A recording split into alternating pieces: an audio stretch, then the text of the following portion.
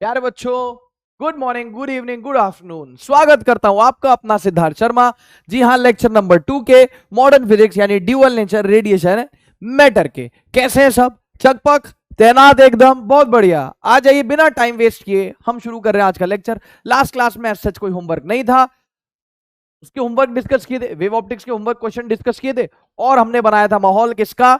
Dual nature का, यानी wave versus particle वाली लड़ाई देखी थी। और हमने कहा था कि भाई नेक्स्ट लेक्चर में बाकी सब कंटिन्यू करेंगे। तो रिवाज के अनुसार आज क्या पढ़ेंगे? आज पढ़ेंगे फोटोन थ्योरी ऑफ लाइट और मैटर वेव्स। ठीक है, जैसा कि मैंने आपको बताया ड्यूअल नेचर में क्या क्या है ना।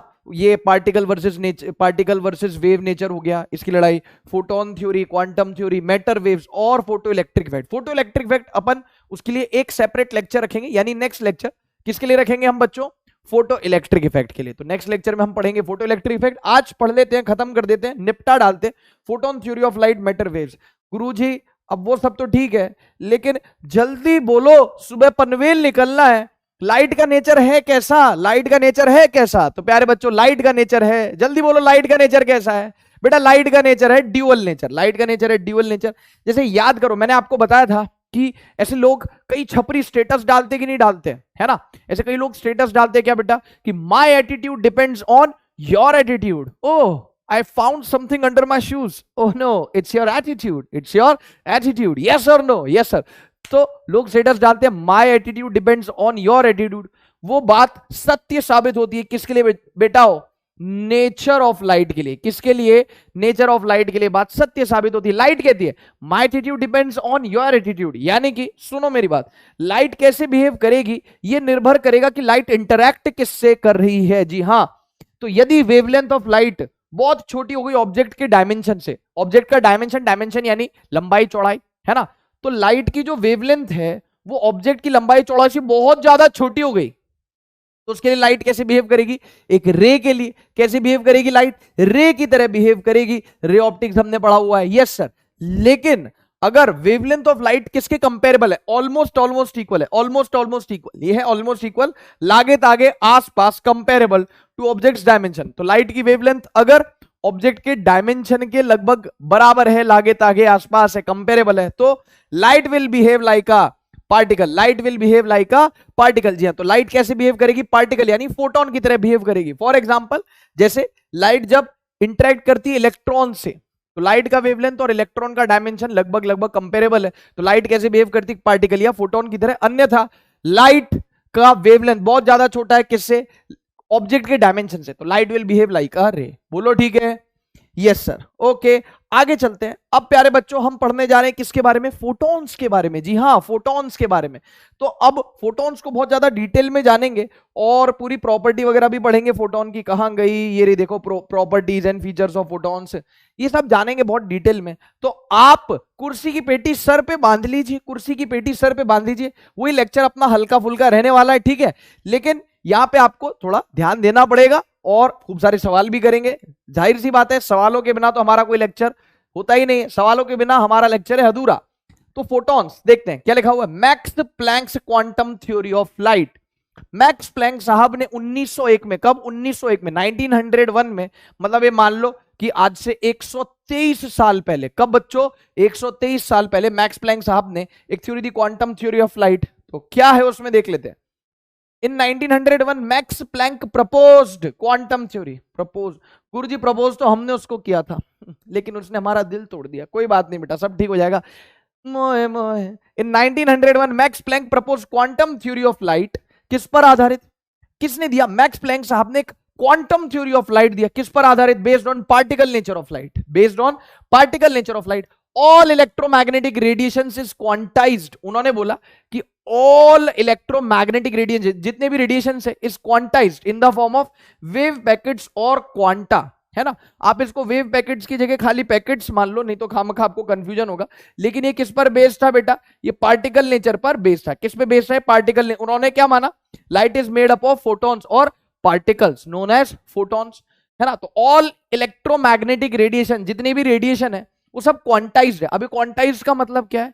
वैसे आपको क्वांटाइज्ड का मतलब पता है, मुझे मालूम है, मैंने आपको बता रखा है क्वांटाइजेशन ऑफ चार्ज में। तो क्वांटम थ्योरी और यहां पे हम पढ़ेंगे क्वांटाइजेशन। देखो क्वांटाइजेशन थ्योरी तो बहुत डिटेल में पढ़ेंगे, मैक्स प्लैंक साहब की क्वांटाइजेशन थ्योरी, तो कोई टेंशन वाली बात नहीं है। क्या लिखा हुआ देखो, कह रहा है all electromagnetic radiation is quantised in the form of packets और क्वांटा। तो इसका मतलब क्या है गुरुजी, all electromagnetic radiation is quantised in the form of packets और क्वांटा। ये कह रहा है कि कोई भी ईएम रेडिएशन हो, उसकी जो एनर्जी है वो छोटे छोटे पैकेट्स या छोटे छोटे क्वांटा, क्वांटा मतलब फोटोन, फोटॉन्स को पहले क्वांटा बोला जाता था, फोटॉन्स को पहले क्या बोला जाता था, क्वांटा।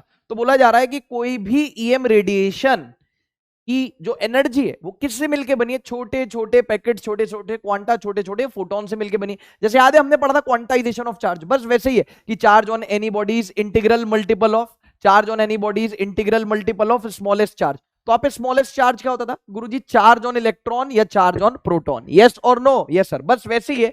यहां पर जो क्वांटा है, क्वांटा यानी याद करो क्वांटा ऑफ चार्ज यानी स्मॉलेस्ट वैल्यू ऑफ चार्ज, जो इलेक्ट्रॉन का या प्रोटॉन का चार्ज है उसका magnitude. In case of light the quantum of energy, quantum of charge क्या था, स्मॉलेस्ट चार्ज 1.6 इंटू 10 की पावर -19 कूलम। वैसे यहां पे क्वांटम ऑफ एनर्जी क्या है, मतलब smallest value of energy photon. जैसे इलेक्ट्रोस्टैटिक्स में स्मॉलेस्ट वैल्यू ऑफ चार्ज क्या था, चार्ज ऑन इलेक्ट्रॉन है, चार्ज ऑन प्रोटॉन। वैसे यहां पे स्मॉलेस्ट एनर्जी जिसको हम बोलेंगे क्वांटम ऑफ एनर्जी, वो क्या है, फोटोन। इलेक्ट्रोस्टैटिक्स से रिलेट करके इसलिए बता रहा हूं क्योंकि वो पढ़ा है, वो समझा है, वो फील किया है, तो वहां से हम रिलेट कर पाए। ऑल्दो इलेक्ट्रोस्टैटिक्स से एकदम अलग है, लेकिन मैं तो फील करवाना चाह रहा हूं कि चार्ज ऑन एनीबॉडी क्या होता था, इंटीग्रल मल्टीपल होता था स्मॉलेस्ट चार्ज के।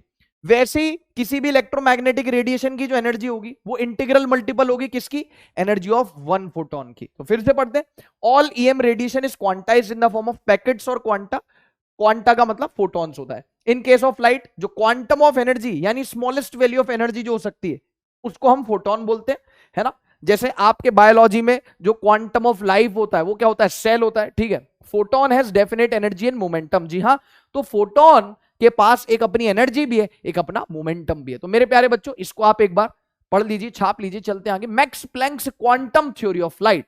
तो मैक्स प्लैंक साहब ने 1901 में एक थ्योरी दी, क्वांटम थ्योरी ऑफ लाइट, जिसके हिसाब से which was based on particle nature, उन्होंने बोला कि जो कोई भी लाइट रेडिएशन है या कोई भी एम रेडिएशन है वो क्वांटाइज्ड है, और जो स्मॉलेस्ट वैल्यू ऑफ एनर्जी है वो है एक फोटोन, एक क्वांटा यानी कि एक फोटोन। समझ में आ गई बात, यस सर। तो quantum of energy is called as photon, उसके पास अपनी एक एनर्जी भी, अपना एक मोमेंटम भी, ठीक है ना, यस सर। आगे चलो, आगे बढ़ो।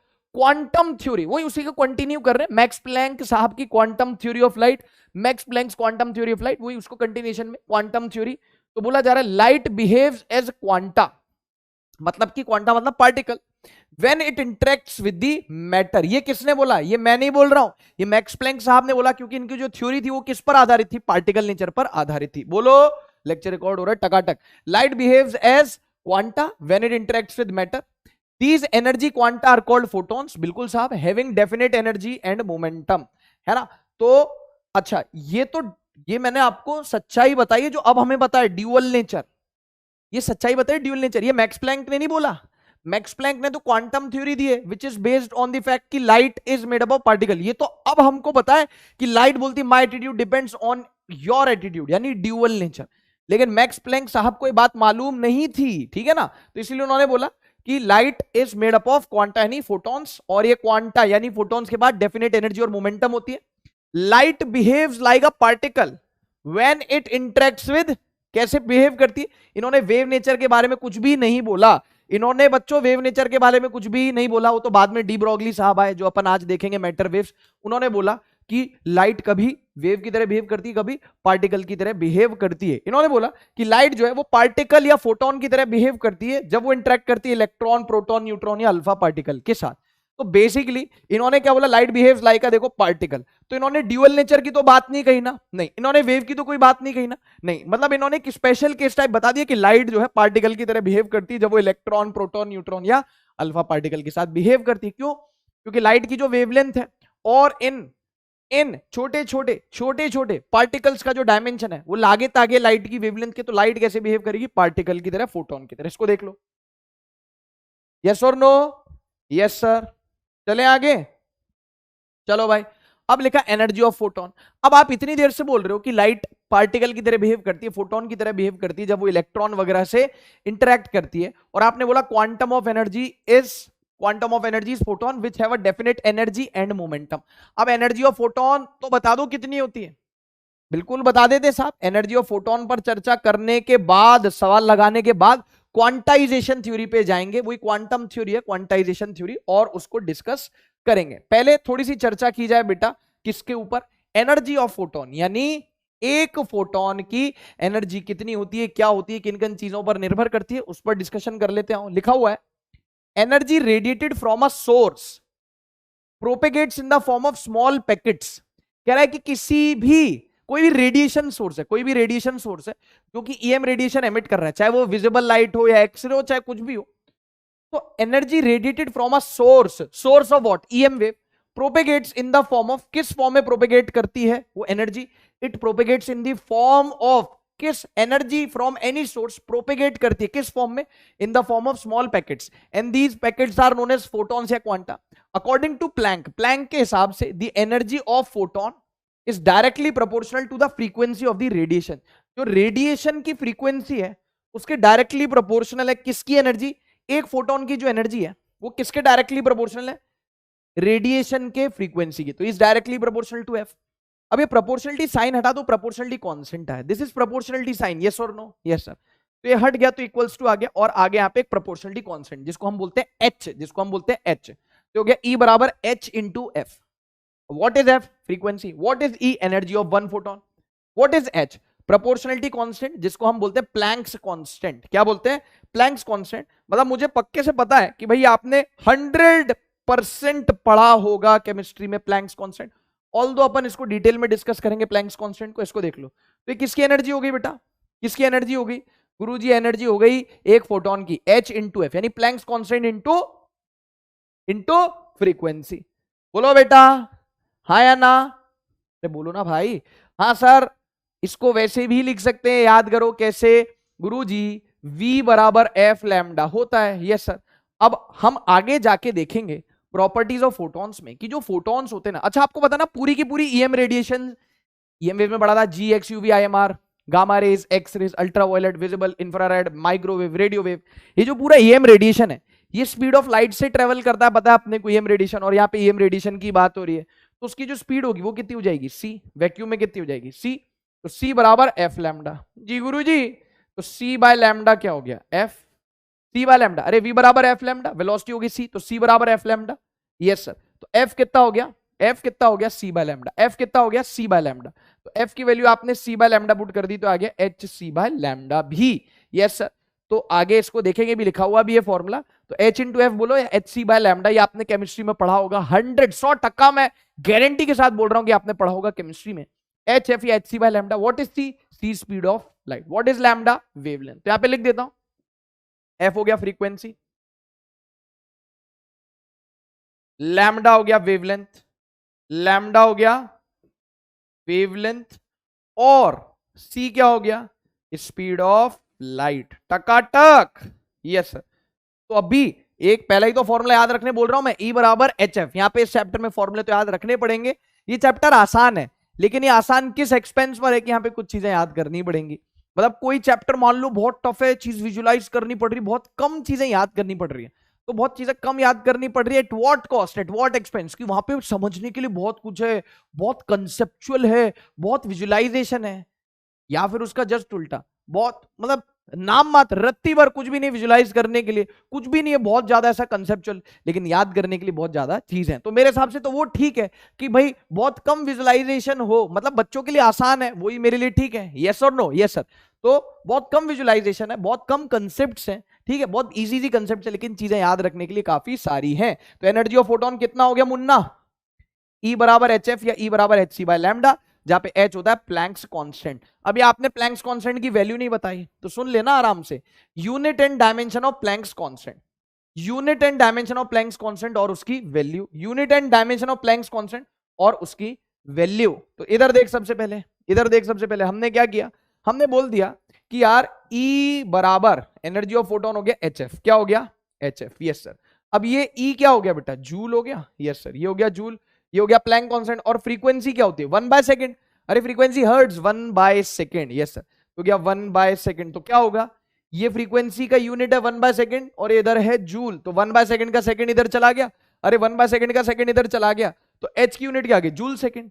अरे आओ ना भियाओ, अरे आओ ना भियाओ, फ्रीक्वेंसी हो गई 1/सेकंड, सेकंड इधर चला गया, हो गया जूल सेकंड। तो इसकी वैल्यू और इसका डायमेंशन मतलब यूनिट फिलहाल के लिए याद रखें, फ्रीक्वेंसी हो गया 1/सेकंड, 1/सेकंड का सेकंड इधर चला गया, जूल सेकंड हो गया, तो हो गया 6.63 इंटू 10⁻⁻34 जूल सेकंड। एच का वैल्यू भी याद रखना है और यूनिट भी याद रखना है। डायमेंशन क्या हो गया, बहुत ज्यादा आसान है भैया, ये देखो एच, एच यानी प्लैंक्स कांस्टेंट का डायमेंशन, जूल मतलब एनर्जी मतलब ml2T-2, जूल मतलब एनर्जी मतलब ml2T-2, और सेकंड कितना हो गया, टी हो गया, सेकंड कितना हो गया, टी हो गया, तो कितना आ गया बेटा, यह आ गया ml2T-2 इंटू T1 कितना हो गया, ml2T-1 कितना हो गया, अरे बोलो नहीं साईं, ये हो गया ml2T-1, ml2T-1, ये किसका डायमेंशन हो गया, याद थोड़ी रखना है, तो निकल जाएगा, हाल निकल जाएगा, किसका डायमेंशन हो गया, प्लैंक्स कांस्टेंट। तो प्लैंक्स कांस्टेंट की वैल्यू,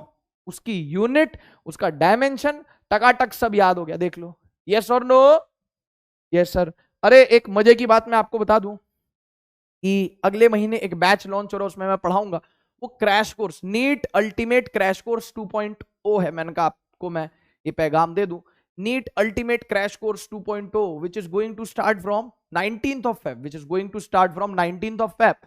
और वो क्रैश कोर्स है, नाम से समझ में आ रहा है क्रैश कोर्स, ये तो फास्ट ट्रैक था, मतलब यहाँ पे तो अपने पास लगभग 100 लेक्चर्स थे, किसके लिए, पूरे 12th के लिए, वहां पे मोटा मोटी 50 लेक्चर होंगे फॉर कंप्लीट रिवीजन, वो रिवीजन होगा, that is going to be revision crash course for NEET 2024। तो अप्रोक्सीमेटली 50 लेक्चर्स में मैं उसमें, जी हाँ, फिजिक्स पढ़ाऊंगा, है ना, मैं उसमें फिजिक्स पढ़ाऊंगा और उसमें मैं पूरे नीट 2024 का सिलेबस रिवाइज करवाऊंगा 50 लेक्चर्स में, ठीक है। तो मैंने कहा एक बार आपको बता दूं कि आपका भाई नेक्स्ट मंथ एक बैच पढ़ाने वाला है, ठीक है भाई, यस सर। तो ml2T- हो गया डायमेंशन, यस सर। आगे बढ़ो, आ जाओ फटाफट से। अब देखो की पॉइंट, सुनना मेरी बात बहुत ध्यान से बेटा, की पॉइंट क्या है ये तो पता ही है अपने को, इसमें कौन सी खास बात आपने बता दी, हमको पता है, कुछ नया बताओ, tell me something I don't no.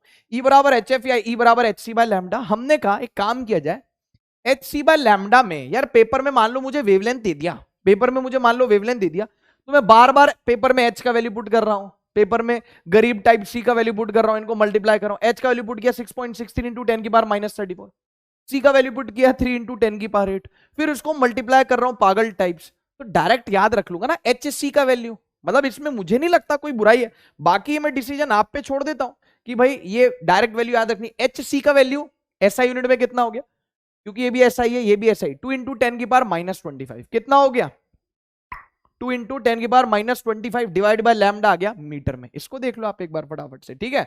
तो ये हो गया किसमें, HC बाय लैम्डा वाला जो फॉर्मूला है उसमें H और C की वैल्यू पुट कर दी, अगर आप याद रखना चाहो तो रख सकते हो, इट्स अप टू यू, लेकिन जो कंपल्सरीली याद करना है वो मैं अभी आपको बताता हूं आगे आने वाली स्लाइड्स में।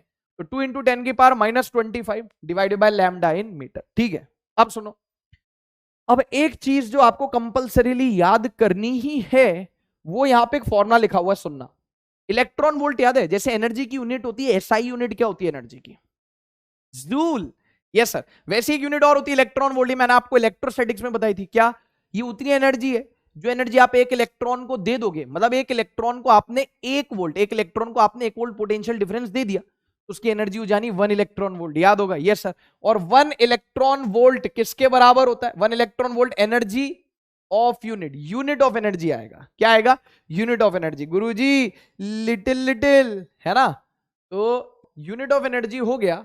अब आपको पता है कि 1 इलेक्ट्रॉन वोल्ट ये मालूम होना चाहिए इक्वल्स टू 1.6 इंटू 10⁻⁻19 जूल, ये सबको पता है, ये मैं ऑलरेडी आप लोगों को बता चुका हूं, यस और नो। अब सुनो मजे की बात, एक फॉर्मूला है डायरेक्ट, जैसे यहां पे तो क्या आया, ये जूल में सब आएगा कि नहीं आएगा, अरे आप बताओ, ये जो एनर्जी आएगी ये सब SI यूनिट में पुट किया ना, H को C को, तो 2 इंटू 10⁻⁻25 लैम्डा को पुट कर रहे हो मीटर में, तो आंसर आएगा 2 into 10⁻⁻25 divided by lambda in metre, ये आएगा जूल में। लेकिन अगर आपको खटाखट फटाफट सट आपको इलेक्ट्रॉन वोल्ट में एनर्जी चाहिए किसकी, फोटोन की, तो तुरंत ये शॉर्टकट फॉर्मूला अपना है, हाँ जी हाँ जी हाँ जी, ये शॉर्टकट फॉर्मूला अपना है, तो 12,400 12,400 डिवाइडेड बाय लैम्डा। अब बस बात इतनी सी है, बात इतनी सी है, कुल जमा बात है कि लैम्डा जो है यहाँ पे एंगस्ट्रॉम में पुट होगा। मैंने आपको जूल के लिए बता दिया, लैम्डा को मीटर में पुट करो, 2 × 10⁻⁻25 divide by lambda in metre, तो आंसर जूल में आएगा।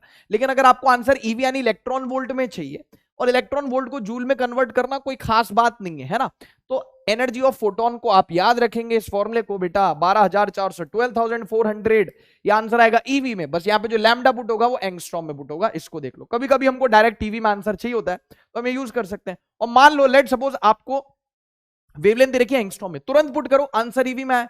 आपने देखा ऑप्शन में तो यार जूल है, तो कोई बात नहीं, एक ईवी में 1.6 × 10⁻⁻19 जूल होते हैं। यहां पे जो लैम्डा आपको एंगस्ट्रॉम में दे रखा है वो पुट करो, एनर्जी आपकी आई इलेक्ट्रॉन वोल्ट में, तो आप खटखट इसको 1.6 × 10⁻⁻19 वोल्ट से 1.6 × 10⁻⁻19 से मल्टीप्लाई करो तो जूल में आ जाएगा। फिलहाल ये वैल्यू किस में दे रखी है आपको, मतलब किस में आएगी, जब लैम्डा एंगस्ट्रॉम में पुट होगा तो ईवी में आएगी, इसको याद कर लो। चलते हैं आगे फिर, ठीक, तुमने बोला ठीक, मैंने भी बोला ठीक। सवाल सॉल्व करो फटाफट से। बोल रहा है find out the energy of photon in joule, जी हाँ जूल, ऑफ वेवलेंथ 2000 एंगस्ट्रॉम। देख लो यार 2000 एंगस्ट्रॉम दे रखा है, चलो फटाफट से सॉल्व करो, फटाफट से सॉल्व करो। देखो इसको सॉल्व दोनों तरीके से कर सकते हो, 2 × 10⁻⁻25 बाय लैम्डा इन मीटर, उससे भी कर सकते हो, या फिर आप इसको वैसे भी सॉल्व कर सकते हो जैसे अभी मैंने बताया 12,400 divide by lambda in angstrom. देखना इधर, मैं कर दूं सॉल्व, यस सर। तो एनर्जी, एनर्जी, एक मिनट दद्दू दयाल, एनर्जी बराबर 12,400 divided by wavelength in angstrom. Wavelength in angstrom कितनी होगी, 2000 एंगस्ट्रॉम, 2000 एंगस्ट्रॉम। अरे वेवलेंथ कितना हो गया 2000 एंगस्ट्रॉम, एंगस्ट्रॉम में पुट कर दो तो ये तो ईवी में आ गया। अरे आ गया नहीं आ गया, यस सर। तो आ गया आपके पास कितना, ये 2 0 से 2 0 शहीद हो जाएंगे तो आ जाएगा 6.2 ईवी। कितना आएगा बेटा 6.2। अब आप खुश हो गए, बोले यार ये तो साला एक स्टेप में आंसर आ गया, 12,400 को 2000 एंगस्ट्रॉम से डिवाइड कर दिया। बेटा जी ईवी में है, आपसे जूल में पूछा तो कोई बात नहीं, आपको भी पता है मुझे भी पता है कि ईवी से जूल में कन्वर्ट करना है, ईवी से जूल में कन्वर्ट करना है तो 1.6 × 10⁻⁻19 से मल्टीप्लाई कर देने का, तो कितना हो गया 6.2 इंटू 1.6 इंटू 10⁻⁻19, ये आ गया जूल में, यस सर। अब ये जो पार्ट है 6.2 इंटू 1.6 है, ये अप्रोक्सीमेटली कितना आएगा 9.9, ये आ जाएगा आपके पास 9.9 इंटू 10⁻⁻19 जूल। बोलो अब मैं इसको अप्रोक्सीमेटली 9.9 को कितना ले सकता हूँ, 10 नहीं ले सकता, या फिर आप डायरेक्ट लिख दो ना गुरुजी, काहे कंफ्यूज हो रहे हो, डायरेक्ट लिख देता हूं कि ये जो 6.2 इंटू 1.6 है, ये वाला पार्ट जो है लगभग 10 के बराबर आएगा, अप्रोक्सीमेटली 10, तो 10 इंटू 10⁻⁻19 जूल। देखो वो आ गया, तो कितना आ गया लगभग 10 इंटू 10⁻⁻19 हो गया, 10 इंटू 10⁻⁻19 हो गया 10⁻⁻18 जूल। तो here is your answer. EV में पूछता तो ईवी में बता दिया, बाकी ये जूल में आ चुका है, ठीक है, टकाटक आपका आंसर आ गया, मुझे नहीं लगता कोई दिक्कत है। चलते हैं फिर आगे इसी बात पे, ईवी में पूछता ईवी है, जूल में पूछा है तो 1.6 इंटू 10⁻⁻19 जूल हो गया। अब आप में से हो सकता है कोई लोग पूछे क्या कि गुरुजी हम वो भी तो यूज कर सकते थे 2 इंटू 10⁻⁻25, लेकिन यहाँ पे वेवलेंथ जो पुट करते वो मीटर में पुट करते तो कितना हो जाता 2000 एंगस्ट्रॉम का मतलब क्या हो गया, 2000 एंगस्ट्रॉम का मतलब क्या हो गया 2000 इंटू 10⁻⁻10 पुट करो, फिर यहाँ पे 2000 इंटू 10⁻⁻10 पुट करो, उससे भी वही आंसर आ जाएगा यहाँ पे। ताकि आपका पेट ना दुखे तो मैं ऑल्टरनेट सॉल्यूशन भी बता देता हूं। सबसे पहले तो बताओ 2000 एंगस्ट्रॉम को मैं मीटर में कैसे लिखूंगा, एंगस्ट्रॉम मतलब 10⁻⁻10, तो इट बिकम्स 2 इंटू 10⁻⁻7 मीटर। बाकी ऑल्टरनेट सॉल्यूशन बता रहा हूं मैं, मतलब फुल टू पैसा वसूल है ना, एक ही सवाल को दो तरीके से सॉल्व करके बता देगा तुम्हारा भाई। क्या फॉर्मूला था बेटा, गुरुजी फॉर्मूला था एनर्जी का 2 इंटू 10⁻⁻25, ये जूल में आता है, और यहाँ पे वेवलेंथ पुट करते हैं किसमें, मीटर में। कितनी होगी 2000 एंगस्ट्रॉम मतलब 2000 इंटू 10⁻⁻10, यानी 2 इंटू 10⁻⁻7, 2 से 2 शहीद हो गया तो ये कितना आ गया आपके पास 10⁻⁻25 -7 यानी 10⁻⁻18 जूल। तो यहाँ पे भी वही अपना आंसर आ रहा है जो अप्रोक्सीमेटली हमने यहाँ पे निकाला ही है, क्योंकि ये जो वैल्यू निकाली थी ना आपने, मैं आपको बताता हूँ एक मिनट, ये जो आपने वैल्यू निकाली है किसकी 2 इंटू 10⁻⁻25, ये अप्रोक्सीमेट वैल्यू, कैसी वैल्यू है अप्रोक्सीमेट वैल्यू है, ठीक है। तो देखो दोनों तरफ से अपना सेम आंसर आ रहा है, तो ये जो 10⁻⁻18 जूल है ये अप्रोक्सीमेट है, और नीट में इतना अप्रोक्सीमेशन चलता है, ऑल्टरनेट मेथड बता दिया। आशा करता हूं कि आपको ये सवाल समझ में आ गया होगा, शाबाश दोस्त शाबाश। देखो अप्रोक्सीमेट वेवलेंथ ये छाप लो बेटा फटाफट से, ठीक। चलो अब ये सवाल सॉल्व करो। Approximate wavelength of photon, approximate wavelength of photon of energy 2.48 eV is. चलिए सॉल्व करिए, चलिए सॉल्व करिए बेटा। बिना सवाल के तो क्या ही मतलब है बेटा फिजिक्स पढ़ने का और फिजिक्स पढ़ाने का कोई मतलब नहीं, घास काटने के बराबर है बेटा। बिना सवाल के फिजिक्स पढ़ना और फिजिक्स पढ़ाना घास काटने के बराबर है, एहसान करने के बराबर है, मतलब फॉर्मेलिटी करने के बराबर है। ठीक है, अप्रोक्सीमेट वेवलेंथ बताओ जल्दी। ईवी में दिख गया, और उत्तरी यार, उत्तरी यार, उत्तरी, ये ईवी में दिख गया, ये एंगस्ट्रॉम में दिख गया। मैंने कर लो बात, तो यहां तो पक्की बात है कौन सा फॉर्मूला लगेगा, ई बराबर 12,400 divided by wavelength in angstrom, और एक काय में आता है, ईवी में आता है। अरे बोलो यस सर। तो कह रहा है approximate wavelength of photon of energy 2.48 EV. तो एनर्जी कितनी दे दी आपको गुरुजी, एनर्जी दे दी 2.48 ईवी बराबर 12,400 12,400 ईवी डिवाइड बाय वेवलेंथ जो होगा वो काय में होगा, एंगस्ट्रॉम में होगा। ठीक है ना साहब। तो हमने यहाँ पे बोल दिया कि यार ईवी से ईवी शहीद हो गया। Yes sir. तो क्या आंसर आ गया हमारे पास, हमारे पास आंसर आ गया वेवलेंथ इन एंगस्ट्रॉम। हमारे पास आंसर आ गया वेवलेंथ इन एंगस्ट्रॉम। कितना आ गया बच्चों गुरुजी, 12,400 डिवाइडेड बाय 12,004। अरे लैम्डा इधर चला गया ना, लैम्डा इधर चला गया ना, और 2.48 नीचे आ गया, डिवाइडेड बाय 2.48। जो आप इसको अप्रोक्सीमेटली सॉल्व करोगे तो 12,400 डिवाइड बाय 2.48 आपके पास आएगा 5,000 या 5,000। लेकिन लैम्डा काय में आना चाहिए, एंगस्ट्रॉम में आएगा। तो आंसर आ गया 5,000 एंगस्ट्रॉम। बोलो डन, ये तो डन डन, ये हो गया सॉल्व, ये हो गया सॉल्व, है ना। एनर्जी पुट कर दी, देखो ना ये फॉर्मूला अपने को बताया, एनर्जी जो होती है ईवी में आती है जब वेवलेंथ एंगस्ट्रॉम में पुट होती है। ऑप्शन एंगस्ट्रॉम में, एनर्जी ईवी में, तो एनर्जी पुट करो 2.48, ईवी से ईवी शहीद हो गया, लैम्डा आ गया एंगस्ट्रॉम में कितना, 5,000। चलें साहब आगे, ये सर आगे चलते हैं। लो भाई अब ये सवाल है, कह रहा है the energy of a photon of light of wavelength 450 nanometre is. कर दो बेटा इसको सॉल्व, चलते फिर आगे, कर दो सॉल्व, चलते हैं आगे। ओके हो गया, आ जाऊं मैं। Yes sir. क्या कह रही थी, energy of photon of light of wavelength. गुरुजी, गुरुजी मैंने कहा हाँ भाई क्या हो गया, काहे परेशान है, बोले सर नैनोमीटर में दे रखा है। कोई बात नहीं दोस्त, ये ऑप्शन काहे में है, जूल में।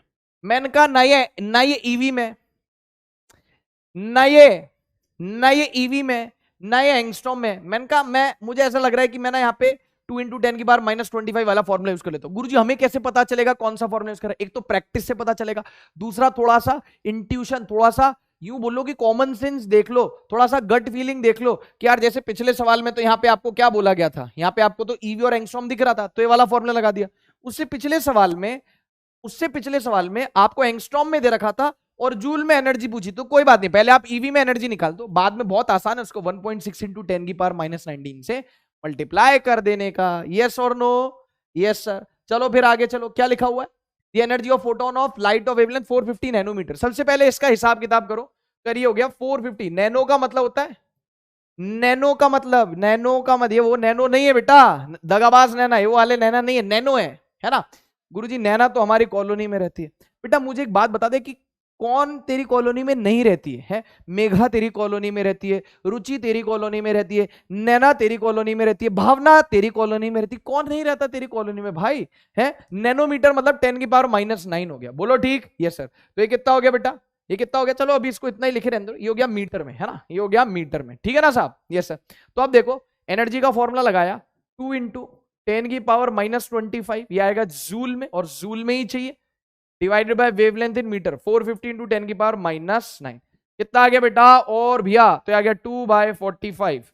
नीचे क्या लिख सकता हूं, ये 10 × 10⁻⁹, अरे ये जीरो इसने इसको दे दिया तो हो गया 10⁻⁸, ये आ गया 10⁻⁻25, तो ये हो गया 2/45 × 10⁻⁻25 माइनस माइनस, अरे हो गया 10⁻⁻25 माइनस ऑफ -8, तो -25 + 8 कितना हो गया प्यारे बच्चों, गुरुजी -17, तो हो गया 2/45 × 10⁻⁻17। और थोड़ा सा इसको सॉल्व करने पर हमारे पास आंसर आ जाएगा बेटा 0.04 × 10⁻⁻17। लेकिन ऐसा तो कोई ऑप्शन ही नहीं है 0.04, लेकिन 4 से रिलेटेड तो एक ऑप्शन है, तो आंसर हो गया फर्स्ट। और थोड़ा सा कॉमन सेंस लगा लो तो 1 2, तो इसको मैं ऐसे लिख सकता हूं 4, है ना, 0.44 आएगा तो ये हो जाएगा 0.44 रहेगा, यहाँ पे जैसे 4.4 लिखा है तो इट विल बी 0.44। तो ये हो गया आपके पास कितना हो गया 1 2 है ना, 2 डेसिमल आगे खसका दिए तो हो गया 4.4 और यहाँ पे लिख दिया 10 की पावर -19 जूल। तो फर्स्ट ऑप्शन अपना हो गया आंसर। ठीक है, यस सर। तो यहाँ पे हमने कौन सा फॉर्मूला लगा दिया, ना ये एंगस्ट्रॉम में ना ये ईवी में, तो हमने बोला हम तो फॉर्मूला लगाएंगे hc बाय लैम्डा, वही जूल वाला 2 इंटू 10 की power -25 divide by wavelength, wavelength हो गया 450 इंटू 10 की पावर -9, वैल्यू पुट कर दी यहाँ पे। ठीक है, तो सॉल्व किया तो हमें मिल गया 4.4 इंटू 10 की पावर -19 जूल। थोड़ा सा मेंटली फिजिकली इमोशनली रेडी रहिएगा, यहाँ पे न्यूमेरिकल्स हैं इस पूरे चैप्टर में, मॉडर्न फिजिक्स में टफ नहीं है चैप्टर, फॉर्मूले हैं और कैलकुलेशन है। तो कैलकुलेशन वैसे तो नीट में इस तरीके की कैलकुलेशन आती है कि वैल्यूज आराम से कट जाए, लेकिन भाई हमको मेंटली इमोशनली और फिजिकली रेडी रहना पड़ेगा। बोलो ठीक है सर। गुरुजी फिजिकली कैसे रेडी रहे, जिम विम कर लें, जिम विम लगा लें? तो मेरे हिसाब से तो मेंटली और इमोशनली रेडी रहना पड़ेगा। बाकी देख लो कि कैलकुलेशन तो मिलेंगी ही मिलेंगी। ठीक है, ये हो गया अपना आंसर। चलो भाई आगे चलते हैं, आ जा टकाटक। अब भाई देख क्या लिखा हुआ, प्लैंक की क्वांटाइजेशन थ्योरी। वही मैं आपको बता चुका हूं कि जो भी सोर्स होगा, रेडिएशन का सोर्स होगा, उसमें से निकलने वाली जो एनर्जी होगी वो क्या होगी, एक फोटोन की एनर्जी के इंटीग्रल मल्टीपल के बराबर होगी। जैसे किसी बॉडी पर चार्ज जो था इलेक्ट्रोस्टैटिक्स में वो क्या था, एक इलेक्ट्रॉन या एक प्रोटॉन के चार्ज का इंटीग्रल मल्टीपल था, वैसा ही सीन है प्लैंक्स क्वांटाइजेशन थ्योरी। तो क्वांटाइज्ड का मतलब क्या हो गया बेटा, क्वांटाइज्ड का मतलब हो गया integral multiple of energy of single photon, यानी energy from any source, energy from any radiation source या energy from any source will be the integral multiple of energy of single photon. और single photon का energy मैं आपको बता चुका हूं HF या HC बाय लैम्डा। तो प्यारे बच्चों ये हो गया, that is energy of radiation, किसी भी रेडिएशन से या सोर्स से जो एनर्जी निकल रही है, एनर्जी ऑफ रेडिएशन या energy of source will B HF का integral multiple. What is HF? HF is energy of one photon, yes sir, है ना। ये H है और ये N है, N हो गया इंटीजर, इसकी वैल्यू होगी 1 2 3 4 एंड सो ऑन, और ये हो गया HF। समझ में आ गई बात? सो बेसिकली 100 बात की एक बात, किसी भी सोर्स से निकलने वाली एनर्जी, किसी भी EM रेडिएशन की, किसी भी सोर्स से निकलने वाली जो एनर्जी होगी वो एक फोटोन के इंटीग्रल मल्टीपल के बराबर होगी। ठीक है, तो N की वैल्यू काय में आएगी हमारे पास, इंटीजर में आ जाएगी, इंटीजर में आ जाएगी। इसका मतलब तो गुरुजी ये हुआ कि ऐसा कुछ हो जाएगा, HF हो जाएगा, 2HF हो जाएगा, 3HF हो जाएगा एंड सो ऑन, हाँ या ना? Yes sir. लेकिन क्या पाई HF हो सकता है? नहीं हो सकता। क्या √2HF हो सकता है? नहीं हो सकता।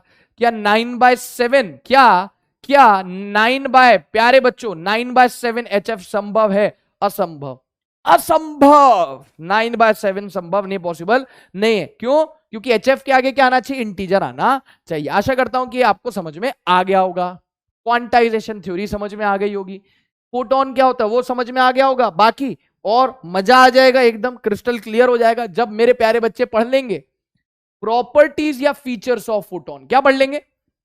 प्रॉपर्टीज या फीचर्स ऑफ फोटोन। तो एक एक करके, बहुत बेसिक है, एक एक करके अपन ये सारी प्रॉपर्टीज और फीचर्स निपटाते जाते हैं टगाटक। लिखा हुआ है they travel with speed of light in vacuum and in straight line. जी हाँ, तो फोटॉन्स जो होते हैं वो स्ट्रेट लाइन में ट्रेवल करते हैं विद स्पीड ऑफ लाइट, लेकिन किस में? वैक्यूम में। इसका मतलब जैसे वैक्यूम की वजह किसी और मीडियम में ट्रेवल करेंगे तो स्पीड चेंज हो जाएगी।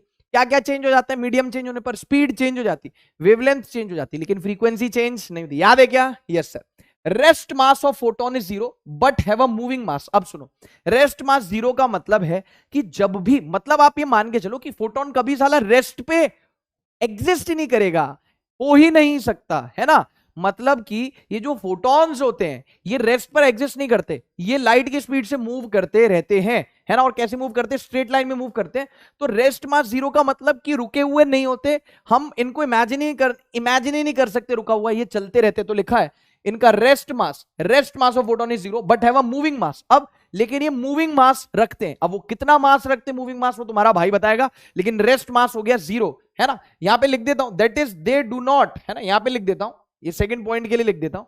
एक काम करता हूं, यहां पे लिख देता हूं, इधर लिख देता हूं, that is they do not, they मतलब photon, do not, they do not यानी डोंट एग्जिस्ट एट रेस्ट, ये रेस्ट पर एग्जिस्ट करते ही नहीं है। ओके, अगला, फोटॉन्स आर इलेक्ट्रिकली न्यूट्रल, मतलब कि इनके पास ना कोई सच पॉजिटिव चार्ज है ना कोई नेगेटिव चार्ज, इलेक्ट्रिकली न्यूट्रल है and are not affected by electric and magnetic field. भाई कोई चार्ज हो तब तो कोई चीज, क्या करे, इलेक्ट्रिक फील्ड से या मैग्नेटिक फील्ड से क्या हो, अफेक्ट हो। ये सुन, जब साला कोई चार्ज ही नहीं है, इलेक्ट्रिकली न्यूट्रल है, तो they are not affected, they are not deflected by electric and magnetic field. ये होगी तीन प्रॉपर्टी। और आप इनको चार्ज भी नहीं कर सकते, photons can not be charge. क्यों? याद करो, इलेक्ट्रोस्टैटिक्स में जाओ, शुरुआत के लेक्चर्स में जाओ, जब हम माहौल बना रहे थे और बात कर रहे थे प्रॉपर्टीज ऑफ चार्ज की, तो याद है आपको, हमने पढ़ा था कि चार्ज बिना मास के एग्जिस्ट नहीं कर सकता। Yes sir. और इसका कोई रेस्ट मास नहीं है। जब तक किसी बॉडी का कोई रेस्ट मास नहीं ना होता, तब तक आप उसको चार्ज नहीं कर सकते। हमने पढ़ा था, वहां पे सवाल भी किया था, है ना, कि mass can exist without charge but charge can not exist without mass. तो जिसका रेस्ट मास नहीं, उसका कोई चार्ज नहीं हो सकता, तो it can not be charge. तो पेपर में ये स्टेटमेंट ट्रू फॉल्स या एजर्शन रीजन में बोल सकता है, photons can not be charge. ये बोल दिया आपको किसमें, एजर्शन में। रीजन में बोल दिया because photons do not have any rest mass. Assertion भी ट्रू है, रीजन भी ट्रू, और रीजन करेक्ट एक्सप्लेनेशन है। तो तुम्हारा भाई यहां पे लिख भी देगा क्या, because their rest mass is zero, because their rest mass is zero. समझा क्या hero, because their rest mass is zero. Okay गुरुजी। अब लिखा हुआ है photons carry energy and momentum. पता ही, एनर्जी तो देख ही लिया, आगे मोमेंटम भी देख लेंगे। एनर्जी कितना हो गया फोटोन का, एच एफ या H C by lambda. Momentum आगे आने वाले स्लाइड्स में देख लेंगे। फटाफट से देख लो, छाप लो, जहन में बसा लो। स्ट्रेट लाइन में ट्रेवल करते हैं, वैक्यूम में किस में ट्रेवल करते हैं, स्पीड ऑफ लाइट से ट्रेवल करते हैं, और कोई रेस्ट मास नहीं होता है, रेस्ट पर एग्जिस्ट नहीं करते, इलेक्ट्रिकली न्यूट्रल हैं, इलेक्ट्रिक फील्ड मैग्नेटिक फील्ड से डिफ्लेक्ट या अफेक्ट नहीं हो सकते, चार्ज भी नहीं किया जा सकता क्योंकि रेस्ट मास जीरो है, कैरी करते हैं एनर्जी और मोमेंटम। ठीक है, आगे बढ़ो। अब देखो क्या लिखा हुआ है, लिखा हुआ है photon is not a material particle but is a packet of energy. ऐसा नहीं जिसको आप टच कर सको। ये आप समझो, ये पार्टिकल तो है, लेकिन ये कैसा पार्टिकल है, ऐसा नहीं कि आप इसको टच कर लो, ये मेटीरियल पार्टिकल नहीं है, आप इसको फील कर सकते हो। बिकॉज ये एक पार्टिकल किस रूप में, एनर्जी का बंडल है, ये चलती फिरती एनर्जी का पैकेट है, चलती फिरती एनर्जी का बंडल है ना। ये कोई मेटीरियल पार्टिकल नहीं है, just like electron and neutron and alpha particle and deuteron and triton and neutron. ये एक मेटीरियल पार्टिकल नहीं, बट ये एक पैकेट या बंडल ऑफ एनर्जी है। अब सुनो क्या लिखा हुआ है, with change in medium speed of photon changes but not it's frequency. बिल्कुल जाहिर सी बात है, याद करो, जब लाइट एक मीडियम से दूसरे मीडियम में जाती थी मेरे प्यारे बच्चों, तो क्या होता था गुरुजी, स्पीड चेंज होती थी, वेवलेंथ चेंज होती थी, लेकिन फ्रीक्वेंसी चेंज नहीं होती थी। देखो इधर क्या लिखा हुआ है, एनर्जी एंड मोमेंटम, अरे एक minute, energy and momentum of photon is always conserve. जी हाँ, तो फोटोन की एनर्जी और फोटोन का मोमेंटम हमेशा क्या रहेगा बच्चों, कंजर्व्ड रहेगा। ठीक है, नंबर ऑफ फोटॉन्स में नॉट बी कंजर्व। तो ऐसा जरूरी नहीं कि फोटॉन्स की संख्या कंजर्व रहे। क्यों? क्योंकि a particle can absorb a photon and take up its energy. कोई पार्टिकल है, मान लो उस पर आपने फोटोन फेंक के मारा, तो उसने फोटोन की एनर्जी एब्जॉर्ब कर ली। फोटोन क्या एनर्जी है और कुछ भी नहीं है ना, चलती फिरती एनर्जी है। ठीक है, यस सर। तो बोला जा रहा है, सुनना बहुत ध्यान से, एक मिनट इसको ठीक कर दूं। हाँ, a particle can absorb a photon and take up its energy. Also an excited atom can go from one state to another. मान लो कोई एक्साइटेड एटम है, मतलब उसका इलेक्ट्रॉन किसी लोअर एनर्जी स्टेट से हायर एनर्जी स्टेट चला गया, पर वो कैसा हो गया, हायर एनर्जी स्टेट में जाके अनस्टेबल, तो अब वो वापस कहां आएगा, नीचे आएगा, नीचे छलांग लगाएगा, हायर एनर्जी ऑर्बिट से क्या करेगा, लोअर एनर्जी ऑर्बिट आएगा और क्या कर देगा, एनर्जी एमिट कर देगा इन द फॉर्म ऑफ फोटोन। तो ऐसा बिल्कुल भी नहीं है कि फोटोन की संख्या, फोटोन की नंबर, फोटोन के नंबर क्या रहे, कंजर्व रहे। That's why the number of photons में नॉट बी कंजर्व। मतलब हो सकता है कि भाई उसने 2 फोटोन एब्जॉर्ब कर लिए और फिर कोई वो एक्साइट हो गया, और फिर एक्साइट होने के बाद वो जब लोअर एनर्जी स्टेट में आए तो उसने 2 या 2 से ज्यादा क्या कर दिए, फोटोन एमिट कर दी। तो फोटोन का नंबर कंजर्व नहीं रहता है। 100 बात की एक बात, इसको आप याद रख लेना। ठीक है, नंबर ऑफ फोटोन्स में नॉट बी कंजर्व। एनर्जी और मोमेंटम हमेशा क्या रहेगा, एनर्जी और मोमेंटम ऑफ फोटोन हमेशा क्या रहेगा, कंजर्व रहेगा। इसको देख लो, चलते फिर आगे। ठीक है, ठीक है साहब, आगे बढ़ो। अब लिखा हो मोमेंटम ऑफ फोटोन। तो इसके लिए फिर जैसा मैंने बोला था कि फॉर्मूला है तो याद तो करना ही पड़ेगा। बोलो ठीक है क्या, यस सर। तो यार देखो, मोमेंटम ऑफ फोटोन का एक फॉर्मूला है, P बराबर E बाई सी। इस फॉर्मूले को आप याद रखें। अब वो H बाय लैम्डा क्यों हाईलाइट नहीं किया, क्योंकि यार वो तो जाहिर सी बात है, मतलब एकदम ऑब्वियस है कि E को मैं लिखूंगा HC बाय लैम्डा। अरे P बराबर हो गया E बाय सी, E की वैल्यू लिख दी गुरुजी ने HC बाय लैम्डा, E होता है ना HC बाय लैम्डा, और नीचे आ गया C। अरे E की वैल्यू लिख दी गुरुजी ने HC बाय लैम्डा, और नीचे C आ रखा है, तो C से C क्या हो गया, शहीद हो गया, तो H बाय लैम्डा आ गया। तो आप तो एक चीज याद रखें, momentum of photon, what is P? P is the momentum. What is P बेटा? P इज द मोमेंटम, तो P इज द मोमेंटम, तो P हो गया E बाई सी। इस फॉर्मूले को कंठस्थ कर लीजिए, यानी कि अपने दिलों दिमाग में बसा लीजिए, और हो सके तो इसका टैटू करा लीजिए। मैं H बाय लैम्डा को इसलिए इंक्लूड नहीं कर रहा हूं कि भाई फिर आप बोलो इसको भी याद रखें ना, P बराबर E बाई सी। बाकी E की वैल्यू आप पुट कर सकते हैं एच सी बाय लैम्डा, या E की वैल्यू आप पुट कर सकते हैं H इंटू एफ, आपकी इच्छा, but momentum equals to E by C. What is E? Energy of photon. What is E? लिख देता हूं, where E is energy of photon, where E is energy of photon. क्या बोलती public? Yes sir. अब energy of photon divided by C, P बराबर E by सी, तो आ गया मोमेंटम। यहां तक समझ में आ गया? यहां तक समझ में आ गया? Yes sir. बाकी आपकी इच्छा है, P बराबर E बाई सी को आप किस तरीके से लिखना चाहते हैं, यहां पे मैं एलेबोरेट कर देता हूं। ये देखो, यहां पे आपने लिख दिया E को लिख दिया एच सी बाय लैम्डा, और यहां पे C आ गया, तो ये हो गया H बाय लैम्डा एक फॉर्मूला। या फिर आप लिख सकते हो E को HF, तो ये हो गया HF बाय सी। मर्जी आपकी, लेकिन ये सब याद करने की जरूरत नहीं। E की value HC by lambda HF होगी, वो सबको पता है। क्या याद होना चाहिए वो है ये फॉर्मूला P बराबर E बाई सी, आगे काम आएगा। ठीक है, आगे चलते हैं।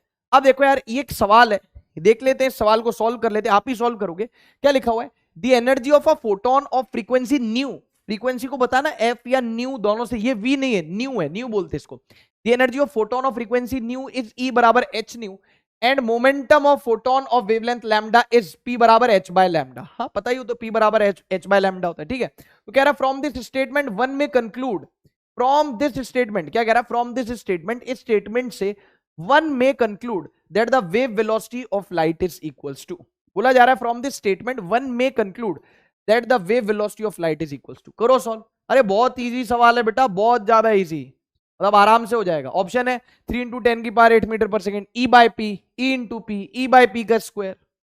देख लो, बताओ क्या आंसर आएगा जल्दी से, टकाटक। Yes sir. देखो यार, बहुत ज्यादा आसान है। अगर आपने गेस किया है बेटा कि आंसर है बी ऑप्शन, तो आपका जवाब एकदम सही है। क्यों?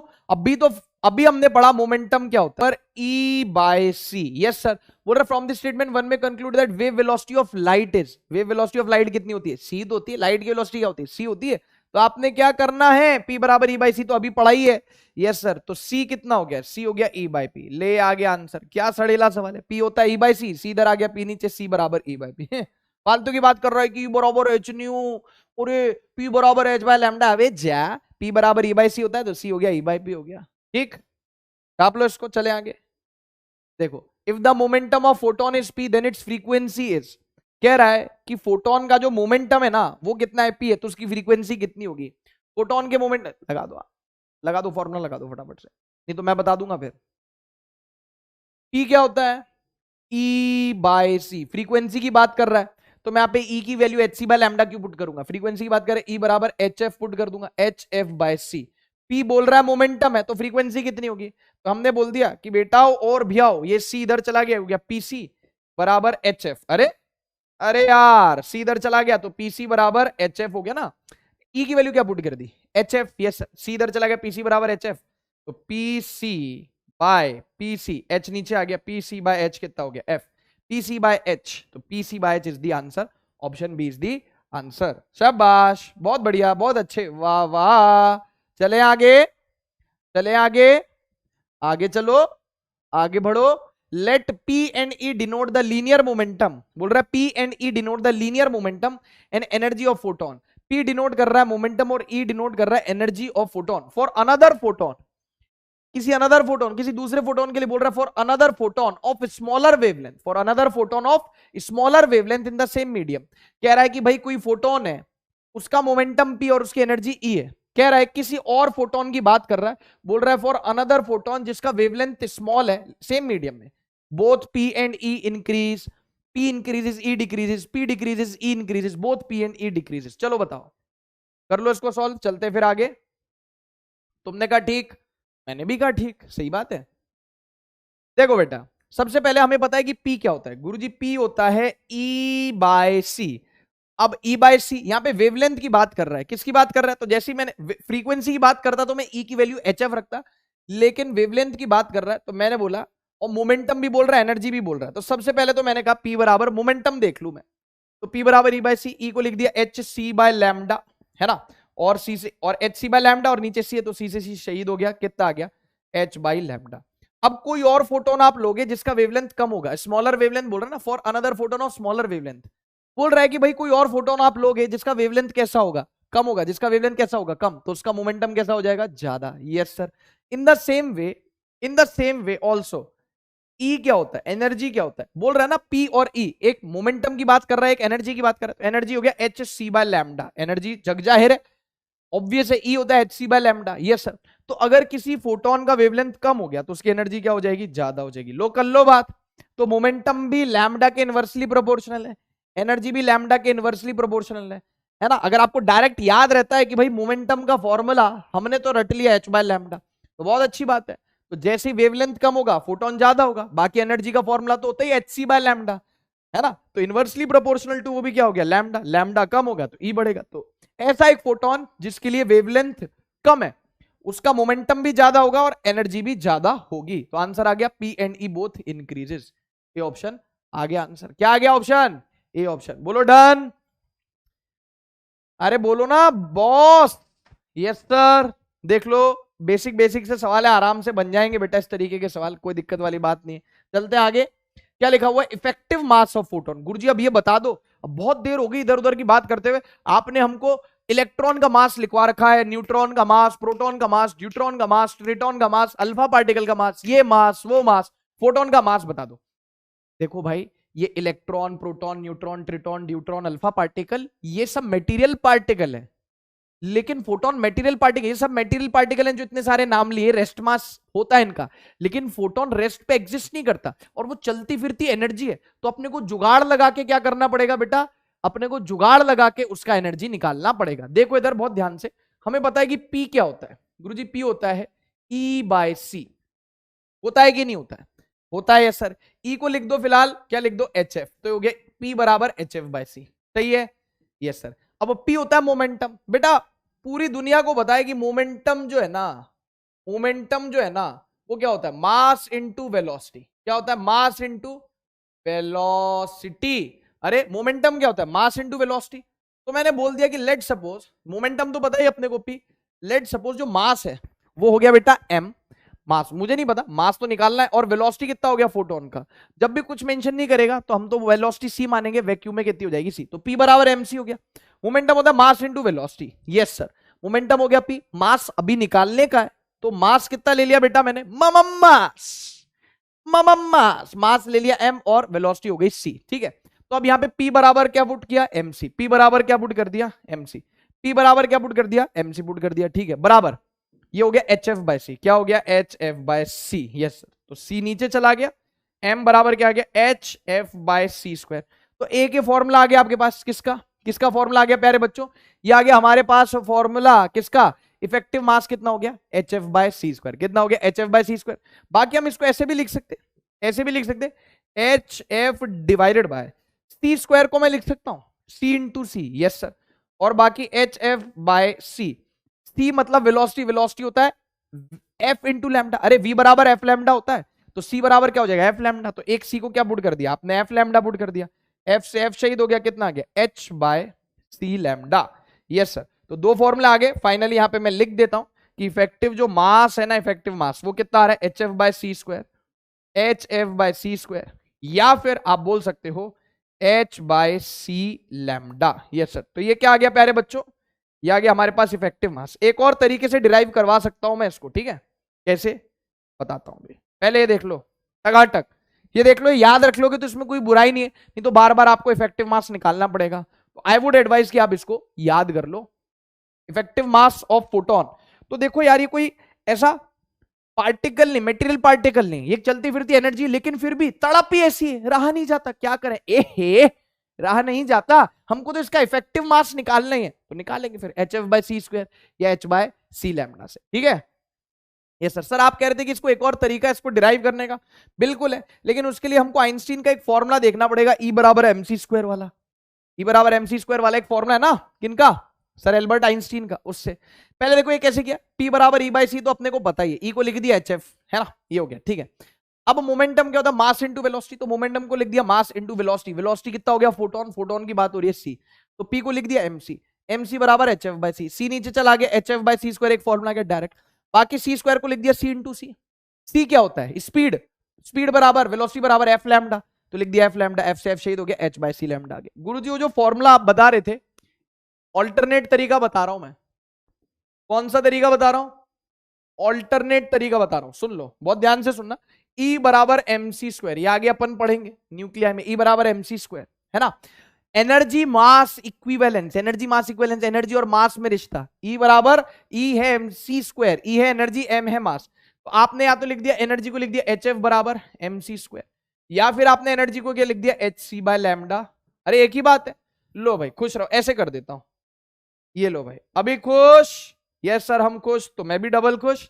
E बराबर एम सी स्क्वायर, ये सबने सुना ही होगा कभी ना कभी, आगे न्यूक्लियाई में देखेंगे भी एनर्जी और मास में रिश्ता क्या कहलाता है। तो एनर्जी को एक बार आपने लिख दिया एच एफ, या फिर एनर्जी को आपने लिख दिया एक बार एच सी बाय लैम्डा। एक बार आपने एनर्जी को लिख दिया एच एफ, एक बार आपने एनर्जी को लिख दिया एच सी बाय लैम्डा, है ना। तो हो गया एच एफ बराबर एम सी स्क्वायर, या एच सी बाय लैम्डा बराबर एम सी स्क्वायर। तो सी से एक सी यहां पे शहीद हो गया, और ये अपने पास आंसर आ गया कितना, एम का फॉर्मूला कितना आ गया H F by C square. क्या आ गया आंसर देखो, एक मिनट, एम का फॉर्मूला क्या आ गया H F by C square, ठीक है। और एक फॉर्मूला अपने पास यहां पे आ गया, एम का कितना आ गया एच बाय, ये सी इधर चला गया एच बाय सी लैम्डा। ये तो निकाला था H F by C square या H bye C lambda, H F by C square या एच बाय सी लैम्डा, दोनों सही है। तो अल्टरनेट तरीके से भी, लेकिन उसके लिए आपको ये क्वेश्चन यूज करनी पड़ेगी ई बराबर एम सी स्क्वायर। इच्छा आपकी है बेटा, देख लो, है ना। आपकी श्रद्धा और आपकी भक्ति के ऊपर डिपेंड करता है कि आप तो डायरेक्ट याद कर लो, तो डिराइव करना है तो ऐसे डिराइव करो, ऐसे डिराइव करो। इसको भी हाईलाइट कर देता हूं मैं, स को ना स बोलता हूं, तो गुरुजी क्या स को स नहीं तो क्या स बोलोगे, फिर क्या बोलोगे? देख लो डन, इसको देख लो डन। यस सर आगे बढ़ो। ये इक्विवेलेंट मास है, मतलब वैसे तो कोई मटेरियल पार्टिकल नहीं जिसका आप मास निकालो, चलती फिरती एनर्जी, लेकिन फिर भी आपकी इच्छा नहीं भाई हमारी तो सुई अटक गई, हमें तो उसका मास चाहिए, तो ये रहा उसका इक्विवेलेंट मास किसका, फोटोन का। खुश रहो। अब देखो ये है what is the effective mass of photon having wavelength lambda, wavelength के टर्म्स में। फ्रीक्वेंसी के टर्म्स में था H F by C square, और वेवलेंथ के टर्म्स में था एच बाय सी लैम्डा। मालूम है ना, अब भी तो पढ़ा, अब भी पढ़ा, H F by C square या एच बाय, फ्रीक्वेंसी के टर्म्स में H F by C square, wavelength के टर्म्स में एच बाय सी लैम्डा। देख लो टकाटक टकाटक। चलो फिर आगे चलो इसी बात पे। ले भाई, ले भाई सवाल कर दे, the energy of photon is equal to 3 kilo electron volt, calculated linear momentum. यार मैं सोच रहा हूं ना, सारी बूंदी क्लास में लूट लेगा तो घर पे क्या आराम फरमाएगा क्या, शहंशाह महाराज की तरह ऐसे, है ना। ऐसे नहीं, ये बेटा घर पे करियो ये सवाल होमवर्क में, ठीक है, ये घर पे कर लेना सवाल। अब सुनो मजे की बात, देखो भाई क्या लिखा हुआ है, टकाटक चीज सिखाता हूं। देखो भाई कभी कभी क्या करता है, तुमसे बोलता है, तुमको ऐसे टीज करता है, तुमको परेशान करता है कि एक बल्ब दे दिया इतने इतने वॉट का, 5 वॉट का, 10 वॉट का, 100 वॉट का, 60 वॉट का, 120 वॉट का, 1000 वॉट का, कुछ तो भी फलाना ढिमकाना वॉट का। उसमें से बताओ अगर इतनी इतनी वेवलेंथ की लाइट निकल रही है, अब बल्ब है तो भाई कुछ वेवलेंथ की लाइट निकलेगी, यस और नो। आपको फलाना फलाना पावर दे दिया, इतना इतना वॉट है, इतनी इतनी वेवलेंथ निकल रही है, तो बताओ कि 1 सेकंड में उस बल्ब से कितने फोटॉन्स निकल रहे होंगे। अब बच्चे बड़े कंफ्यूज, बोले साला इसको कैसे निकाले। बहुत ज्यादा आसान है, अगर एक की पॉइंट आप ध्यान में रखोगे तो बहुत ही ज्यादा आसान है। लिखा हुआ है photon count small N. Photon count क्या है, number of photon emitted per second by source. कोई भी सोर्स है, जैसे कोई लाइट का सोर्स है, ये लाइट एमिट कर रहा है, ये है ना मोनोक्रोमेटिक लाइट सोर्स है, मतलब सिंगल वेवलेंथ लाइट वाला सोर्स है। ये आपको कोई तो भी वेवलेंथ दे दी होगी कि इतनी इतनी वेवलेंथ की लाइट एमिट कर रहा है और इसका पावर ये। अब बताओ कि साला 1 सेकंड में कितना फोटोन एमिट करेगा, ये ऐसे बोल देगा 1 घंटे में कितना फोटोन एमिट करेगा। तो अगर मैं आपको ये बता दूं कि 1 सेकंड में कितना फोटोन निकलेगा, तो आप 1 सेकंड में अगर कितना, मैं आपको बोल दूं कि भाई एक टॉफी 5 रुपए की, 5 रुपीज की एक टॉफी है, तो 10 टॉफी कितने की, 50 रुपीज। 20 टॉफी कितने की, 5 इंटू 20 100 रुपीज। मतलब एक टॉफी की प्राइस अगर आपको बताओ तो आप कितनी भी टॉफी की प्राइस निकाल सकते हो। इसका मतलब अगर आपको 1 सेकंड में कितने फोटोन्स निकल रहे हैं ये बताओ, 1 घंटा, 2 घंटा, 10 घंटे में कितने फोटोन्स निकलेंगे, सब हम बता सकते हैं। कैसे निकालना है, number of photon emitted per second by source. सुनो, power of source, power of source किस में आएगी, वॉट में आएगी, simple as that. Power of source किस में आएगी, वॉट में आएगी। जो भी वॉट आपको दे रखा है उसमें पावर, जो भी आपको पावर सोर्स दे रखा है वॉट में वो रख दो, divide by energy of 1 photon, energy of 1 photon. अब पावर का मतलब क्या हुआ गुरुजी, पावर का मतलब हुआ वॉट, वॉट होता है जूल पर सेकंड। अरे वॉट क्या होता है, देखो ना, सुनना मेरी बात, वॉट क्या होता है, जूल पर सेकंड होता है, यस सर। तो पावर हो गया वॉट यानी जूल पर सेकंड, और energy of 1 photon, energy of 1 photon काय में आएगा, जूल में आएगा। तो जूल से जूल कट जाएगा तो क्या आ जाएगा, 1/सेकंड आ जाएगा, मतलब number of photons emitted per second है। ठीक है, तो क्या करने का उसके लिए आपको, उसके लिए बेटा जी आपको पावर ऑफ सोर्स से किसको डिवाइड कर दे, पावर ऑफ सोर्स से किसको डिवाइड कर दो, energy of one photon. Simple, power डालो और नीचे एनर्जी ऑफ वन फोटोन डालो, आपके पास आ जाएगा number of photon emitted per second. लेकिन लेकिन अब सब कुछ ऐसा ही सिस्टम में रखो फिर, क्योंकि अगर पावर ऑफ सोर्स वॉट में है तो वॉट में ही दे रखी होगी वैसे तो आपको, वॉट मतलब जूल पर सेकंड, तो अगर ऊपर का हिसाब किताब वॉट में तो नीचे किस में होना चाहिए, जूल में होना चाहिए। तो मैं लिख देता हूं कि अगर ये वॉट में है तो ये नीचे की एनर्जी जूल में ही होनी चाहिए, ईवी वगैरह में नहीं होनी चाहिए। क्यों? क्योंकि वॉट वॉट तो क्या हो गया, जूल पर सेकंड, तो जूल से जूल कट जाएगा, तभी कटेगा जब ऊपर वॉट और नीचे जूल होगा। तो अब देखो, therefore the photon count is given by P by E, P हो गया पावर ऑफ सोर्स, E हो गया एक फोटोन का एनर्जी, HC by लैम्डा। हाँ गुरुजी पता है, ये ऊपर होके ऊपर चला जाएगा लैम्डा, आ जाएगा P लैम्डा by HC। लेकिन वो तभी पॉसिबल है जब ऊपर वॉट और नीचे जूल, और नीचे जूल के लिए आपको वेवलेंथ को मीटर में पुट करना पड़ेगा, H को किस में पुट करना पड़ेगा, जूल सेकंड में, यस सर। C को किस में पुट करना पड़ेगा, मीटर पर सेकंड में, और लैम्डा को किस में पुट करना पड़ेगा, मीटर में। ये तो तभी संभव है ना जब ये सारी वैल्यू एसआई यूनिट में पुट होंगी, यस सर, है ना, समझ में आ गई बात। तो यहाँ पे मैं लिख देता हूं कि लैम्डा किस में पुट होगा, फिर मीटर में। क्यों? लैम्डा मीटर में पुट होगा, एच और सी की वैल्यू पुट होंगी, तभी तो आंसर जूल में आएगा। ये देख लो भाई फटाफट से। अब गुरुजी इस पे सवाल कैसा पूछेगा वो बता दो। बिल्कुल साहब बता देते हैं, तो आप इसको याद रख लो, power of source divided by energy of one photon. Power होनी चाहिए वॉट में और एनर्जी ऑफ फोटोन होनी चाहिए जूल में, तभी ये आंसर आएगा हमारे पास। अब देखो यार, ये वाला हमारे पास एक सवाल है बेटा, ये सवाल एक अभी के अभी इसको सॉल्व कर दो। कह रहा है calculate number of photon emitted in 10 hours bye 160 what lamp emitting light of wavelength 6200 angstrom. कह रहा है कि हमारे पास एक बल्ब है 160 वॉट का, पावर ऑफ सोर्स यदि 160 वॉट, यस सर। बोल रहा है कि वो लाइट एमिट कर रहा है कितने वेवलेंथ की, 6200 एंगस्ट्रॉम की लाइट एमिट कर रहा है, 6200 एंगस्ट्रॉम की लाइट एमिट कर रहा है। तो अब आप बताओ कि कितने फोटॉन्स एमिट होंगे 10 घंटे में। तो मैंने तुमको बोला कि भाई एक टॉफी की प्राइस पता कर लो पहले, उसके बाद आप कितनी भी टॉफी की प्राइस निकाल सकते हो। वैसे एक सेकंड में एमिटेड फोटोन निकाल लो, उसके बाद आपको 10 घंटे में एमिटेड फोटोन मिल जाएंगे। Yes sir. देखो सबसे पहले हमने बोला एन, एन क्या होता है, number of photons in 1 second. Yes sir. तो ये कितना होता है, P bye energy of one photon, P bye energy of one photon. मैंने कहा ठीक है। अब यार यहां पे तो साला एनर्जी काय में, मतलब ये वेवलेंथ किस में दे रखी है, अरे वेवलेंथ किस में दे रखी है, 6200 एंगस्ट्रॉम। तो पहले ना मैं काम करता हूं, पहले मैं एनर्जी निकाल लेता हूं। अरे ईवी में निकाल लो, उसको जूल में कन्वर्ट कर दो, टेंशन वाली बात नहीं है। टकाटक एन की वैल्यू हो गई पी बाय ई, पी हो गया पावर ऑफ सोर्स, ई हो गया एनर्जी ऑफ फोटोन। पहले एनर्जी ऑफ फोटोन निकालता हूं, ईवी में आएगा 12400, 12400 डिवाइडेड बाई, ईवी में आता है कि नहीं आता है, कब, जब आप वेवलेंथ एंगस्ट्रॉम में पुट करते हो, कितना हो गया 6200 एंगस्ट्रॉम। यार मजा ही आ गया एकदम, अय्या भैया बीच में सैया, फिजिक्स तो एकदम आसान ही हो गई है, अय्या भैया बीच में सैया। तो वेवलेंथ पुट करोगे एंगस्ट्रॉम में तो एनर्जी आएगी ईवी में। देखो मजा इसलिए आया क्योंकि 12400 यानी 12400 6200 से एग्जैक्टली क्या हो रहा है बेटा, डिवाइड हो रहा है। कितना हो जा रहा है ये, 2 टाइम्स हो गया। कितना हो गया, 2 टाइम्स हो गया। तो एनर्जी कितना हो गया, 2 ईवी। कितना हो गया एनर्जी हमारे पास, 2 ईवी, 2 इलेक्ट्रॉन वोल्ट। अब यार काम नहीं चलेगा, क्यों, क्योंकि गुरुजी ने चिल्ला चिल्ला के बताया कि पावर वॉट में और एनर्जी जूल में। तो इसको कन्वर्ट कर लो, ईवी को कैसे, जूल में, 1.6 इंटू 10 की पावर -19 जूल आ गया। एनर्जी ऑफ फोटोन आ गया, यस सर। अब यहां पे पुट करो, पावर कितनी होगी 160 वॉट, पावर हो गई, पावर पुट होगी वॉट में 160 डिवाइड बाय एनर्जी किस में पुट होगी, जूल में। पुट करो 2 इंटू 1.6 इंटू 10 की पावर -19, 2 इंटू 1.6 इंटू 10 की पावर -19। बोलो क्या मैं इसको ऐसे लिख सकता हूं क्या बेटा, गुरुजी इसको ऐसे लिख दो ना यार, 160 डिवाइड बाय 1.6 कितना हो गया 100। अरे 160 डिवाइड बाय 1.6 कितना हो गया 100 हो गया, यस सर। तो ये हो गया 100 बाय 2 कितना हो गया 50। अरे यार बेटा यार 160 बाय 1.6 कितना हो गया गुरुजी 100 हो गया, 100 बाय 2 कितना हो गया 50। ये हो गया 50 बाय 10 की पावर -19। तो इसको मैं कह दूं 50 इंटू 10 की पावर 19, नीचे -19, ऊपर आके कितना हो गया 50 इंटू 10 की पावर 19। अब बच्चे हो गए खुश, बोले ओ गुरु ठोको ताली ठोको। मैंने कहा क्यों ठोको ताली, बोले गुरुजी आंसर आ गया। मैंने कहा अकल के दुश्मन, ये तो number of photon in 1 second आया ना रे बेटा। ये क्या है, ये है number of photon emitted in 1 second, number of photon emitted पर सेकेंड, या इन 1 सेकेंड आएगा ना, इन 1 सेकेंड आया। अभी तेरे से क्या पूछा, 1 सेकेंड पूछा है क्या, नहीं 10 आवर्स पूछा है। तो सबसे पहले बोला आपने वैसे ही हो गया कि भाई एक टॉफी का प्राइस 5 रुपीज, तो 100 टॉफी का प्राइस 100 इंटू 5 इस तरीके से। तो 10 आवर्स का मतलब क्या हुआ, 10 आवर्स का मतलब क्या हुआ? 10 आवर्स, पहले आवर्स को सेकंड में कन्वर्ट करो। 10 आवर्स का मतलब हुआ एक घंटे में कितने सेकंड होते हैं पता है ना सबको? 3600। अरे कितने होते हैं एक घंटे में? 3600 सेकंड, 3600 सेकंड। तो 10 घंटे में 10 घंटे में कितने सेकंड हो गए? एक घंटे में होते हैं 3600, तो 10 में कितने हो गए? 36,000 सेकंड। अब एक सेकंड में कितने फोटॉन्स निकल रहे हैं? एक सेकंड में कितने फोटोन निकल रहे हैं? एक सेकंड में 15 टू 10 की पावर 19। बोलो नहीं Sai. Number of photon emitted in 1 second हो गया 15 टू 10 की पावर 19।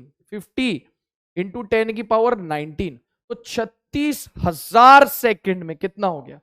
अरे 1 सेकंड में इतने निकल रहे तो 36,000 में कितने निकलेंगे? अरे जैसे यार मैं बोलूं कि 1 लीटर में गाड़ी चलती है 5 किलोमीटर। मान लो कोई ऐसी गाड़ी जिसका एवरेज बहुत कम है, 1 लीटर में गाड़ी चलती है 5 किलोमीटर, तो मैं बोलूंगा 10 लीटर में कितनी चल जाएगी? 1 लीटर में 5 किलोमीटर चलती है तो 10 लीटर में कितनी हो जाएगी? 5 इंटू 10 50 किलोमीटर। वैसे ही एक सेकंड में 15 इंटू 10 की पावर 19 फोटॉन्स निकल रहे, तो 36,000 में कितने निकलेंगे? 50 इंटू 10, एक सेकंड में 15 इंटू 10 की पावर 19 इंटू 36,000। ये आएगा अपना आंसर फाइनल, है ना? तो ये अपना आंसर आ जाएगा, देख लेना कितना आ रहा है। 50 इंटू 10 की पावर 19 इंटू 36,000। अच्छा लिख ही देता हूं नहीं तो पेट दुखेगा। 36 इंटू 5 कितना हो गया? 30 इंटू 5 होता है 150। 6 इंटू 5 30, 180 हो गया। अरे 5 इंटू 36 कितना हो गया? 180। 5 इंटू 36 हो गया 180। एक जीरो इधर, 3 जीरो इधर, और तेरी और 10 की कर लेगा कि नहीं कर लेगा?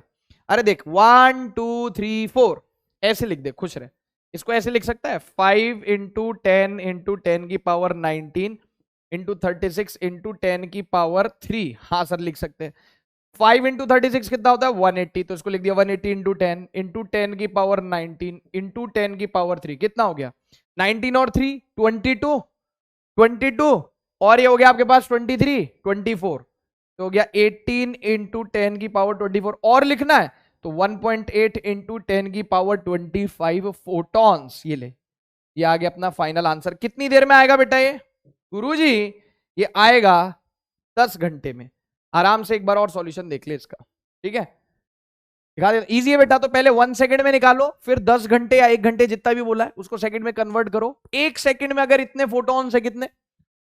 15 टू 10 की पावर 19 निकल रहे हैं, तो इतनी देर में कितने निकलेंगे? मल्टीप्लाई कर दिया, आंसर आ गया। छाप लो बेटा इसका सॉल्यूशन, चलते हैं फिर आगे, ठीक है? देख लिया? ये देख लो, यहां पे लिख देता हूं सॉल्यूशन, चलते हैं फिर आगे। शाबाश, छाप लिया? Yes sir. ये देख लो, कैलकुलेशन के लिए मैंने बोला रेडी रहना, और ये कोई बहुत टफ कैलकुलेशन नहीं है। और इसके बाद ये वाला जो सवाल है ये मेरे प्यारे बच्चे सॉल्व करेंगे घर पे खुद से। Monochromatic light of wavelength 667 nanometer, अब देख लेना नैनोमीटर है, is produced by helium neon laser. The power emitted is 9 milliwatt. Milli मतलब गुरुजी मिली हमारी कॉलोनी में रहती है। भाई भाई हाथ जोड़ के विनती है, अच्छी बात है मिली तेरी कॉलोनी में रहती है बेटा, बहुत बढ़िया। सारी लड़कियां तो तेरी कॉलोनी में रहती है, बहुत अच्छी बात है बेटा, खुश रहे ना, मस्त रहे। 9 मिलीवॉट, मिली मतलब 10 की पावर -3। तेरी कॉलोनी वाली मिली नहीं है। The number of photons arriving per second on an average at a target irradiated by this. फालतू की इंग्लिश, एकदम जबरदस्ती की इंग्लिश। या योर क्वेश्चन, या फालतू की इंग्लिश एकदम। बोल रहा था number of photons arriving per second on the average at a target irradiated by this beam. अबे वो तेरे से पूछ रहा है एक सेकंड में कितने फोटोन निकलेंगे यार, मतलब है। अबे जैसे कि भाई मेरे को तो आज मौसम बहुत अच्छा है, आज मौसम बहुत अच्छा है, आज तो मम्मी पकौड़े बना दो, आलू के पकौड़े बना दो। Mummy the weather is so good today, please prepare some potato fritters for me with green chutney. ये सर मम्मी वहीं से एक चप्पल फेंक के मारी, बोले चला जा, है भग जा यहां से। अंग्रेज क्या बोलेगा कि मम्मी पकौड़े बना दो, आलू के पकौड़े बना दो, है ना, हरी चटनी के साथ। अब तू बोल रहा है prepare some potato fritters with some green chutney, yes और नो? सही बात है, तो बात तो वही होगी ना यार। ठीक है सर, चलते हैं आगे। बहुत बढ़िया, बहुत अच्छे, वाह वाह। ये कर लेंगे प्यारे बच्चे सॉल्व। इंटेंसिटी ऑफ लाइट, यार ये इंटेंसिटी ऑफ लाइट मैं आपको ऑलरेडी इसके बारे में बता चुका हूं, फिर से बता देता हूं। देखो क्या हो रहा है, पढ़ लेते हैं इंटेंसिटी का मतलब क्या है। The intensity of light is defined as, मैं पहले बता चुका हूं ना, energy crossing per unit area पर यूनिट टाइम, वही है। The intensity of light is defined as the energy, क्या लिखा हुआ है? The intensity of light is defined as the energy crossing per unit area per unit time perpendicular to the direction of propagation। वो कह रहा है देखो intensity कैसे डिफाइन करते हैं, एनर्जी जो कि क्रॉस कर रही है पर यूनिट एरिया को पर यूनिट टाइम में perpendicular to the direction of propagation. मान लो ये बल्ब है, अब ये क्या एमिट कर रहा है, लाइट एमिट कर रहा है, अरे लाइट एमिट कर रहा है, तो ये हो गया डायरेक्शन ऑफ प्रोपेगेशन। इस डायरेक्शन ऑफ प्रोपेगेशन में हमने इस डायरेक्शन ऑफ प्रोपेगेशन के परपेंडिकुलर एक एरिया बना लिया। बोलो ठीक है क्या? यस सर, ठीक है। तो इस एरिया से कितने फोटॉन्स पास करेंगे कितने टाइम में, तो वहां से हम इंटेंसिटी निकाल सकते हैं। कैसे? मैं बताता हूं। ये एक और एरिया ले ली, ये जो एरिया लिया आपने, ये जो एरिया लिया, ये डायरेक्शन ऑफ प्रोपेगेशन के परपेंडिकुलर होना चाहिए। फिर एक और एरिया ले लिया आपने, ये एक एरिया और ले लिया डायरेक्शन ऑफ प्रोपेगेशन के परपेंडिकुलर। किसके परपेंडिकुलर? किसके परपेंडिकुलर बेटा? डायरेक्शन ऑफ प्रोपेगेशन के परपेंडिकुलर आपने एक और एरिया ले लिया। तो अब आपको एनर्जी पता है कितनी पास हो रही है इस एरिया से, एरिया पता है, टाइम पता है, तो इंटेंसिटी कैसे निकालनी है मैं बताता हूं। ये समझ में आ गया क्या? ये पॉइंट समझ में आ गया? Yes sir. तो इंटेंसिटी को कैसे डिफाइन किया, ये देखो इधर, ये रहा intensity, energy by area time. Energy per unit area पर यूनिट टाइम, मतलब आप एरिया को 1 ले लो, टाइम को 1 ले लो, तो इंटेंसिटी किसके बराबर हो गया? Energy which is passing through 1 metre square of area in 1 second. अरे एरिया और टाइम को 1 और 1 ले लो, तो इंटेंसिटी कितना हो गया? एनर्जी के बराबर। इंटेंसिटी कितना हो गया? एनर्जी के बराबर हो गया। यस और नो? तो अगर आपको एरिया पता है और आपको पता है कि ये पर्टिकुलर एरिया है और आपको पता है कि इतने इतने टाइम में इतनी एनर्जी पास हो रही, तो आप इंटेंसिटी लाइट की निकाल सकते हो। कैसे? एनर्जी को एरिया से और टाइम से डिवाइड कर दो, एनर्जी डिवाइड बाय एरिया और टाइम। यस और नो? Yes sir. तो इससे इंटेंसिटी आ जाएगी। यूनिट क्या होगी? एनर्जी की होगी जूल, एरिया की होगी मीटर स्क्वायर, एनर्जी की यूनिट हो गई जूल, एरिया की हो गई मीटर स्क्वायर, टाइम की हो गई सेकंड, तो इंटेंसिटी की यूनिट हो गई जूल पर मीटर स्क्वायर। क्या होगी बेटा? Joule per metre square second, joule per metre square second. अब जूल पर सेकंड बच्चा बच्चा जानता है, जूल पर सेकंड क्या होता है? वॉट होता है। अरे joule per second energy by time power यानी वॉट, तो ये हो गया, इसको आप बोल सकते हो वॉट पर मीटर स्क्वायर। तो आपकी इच्छा है, वैसे तो इंटेंसिटी जहां आपको दिखेगी वॉट पर मीटर स्क्वायर में दिखेगी, लेकिन वॉट की असलियत क्या होती है? वॉट की असलियत होती है जूल पर सेकंड, तो joule per metre square second या वॉट पर मीटर स्क्वायर इसकी यूनिट हो गई। आपको बोल दी इतनी इतनी एनर्जी इतने इतने एरिया से इतने इतने टाइम में पास हो रही है, इंटेंसिटी निकालो, लगा दे formula, energy by area into time. देख ले, है ना? ठीक है। अब आगे के पॉइंट्स पढ़ते हैं। क्या लिखा हुआ है? The intensity of light is associated, light की intensity is associated with number of photon. समझना, ये बहुत इंपॉर्टेंट पॉइंट है, मैं इसको हाईलाइट करने वाला हूं, आगे फोटो इलेक्ट्रिक इफेक्ट में भी अगले लेक्चर में काम आएगा। क्या साहब?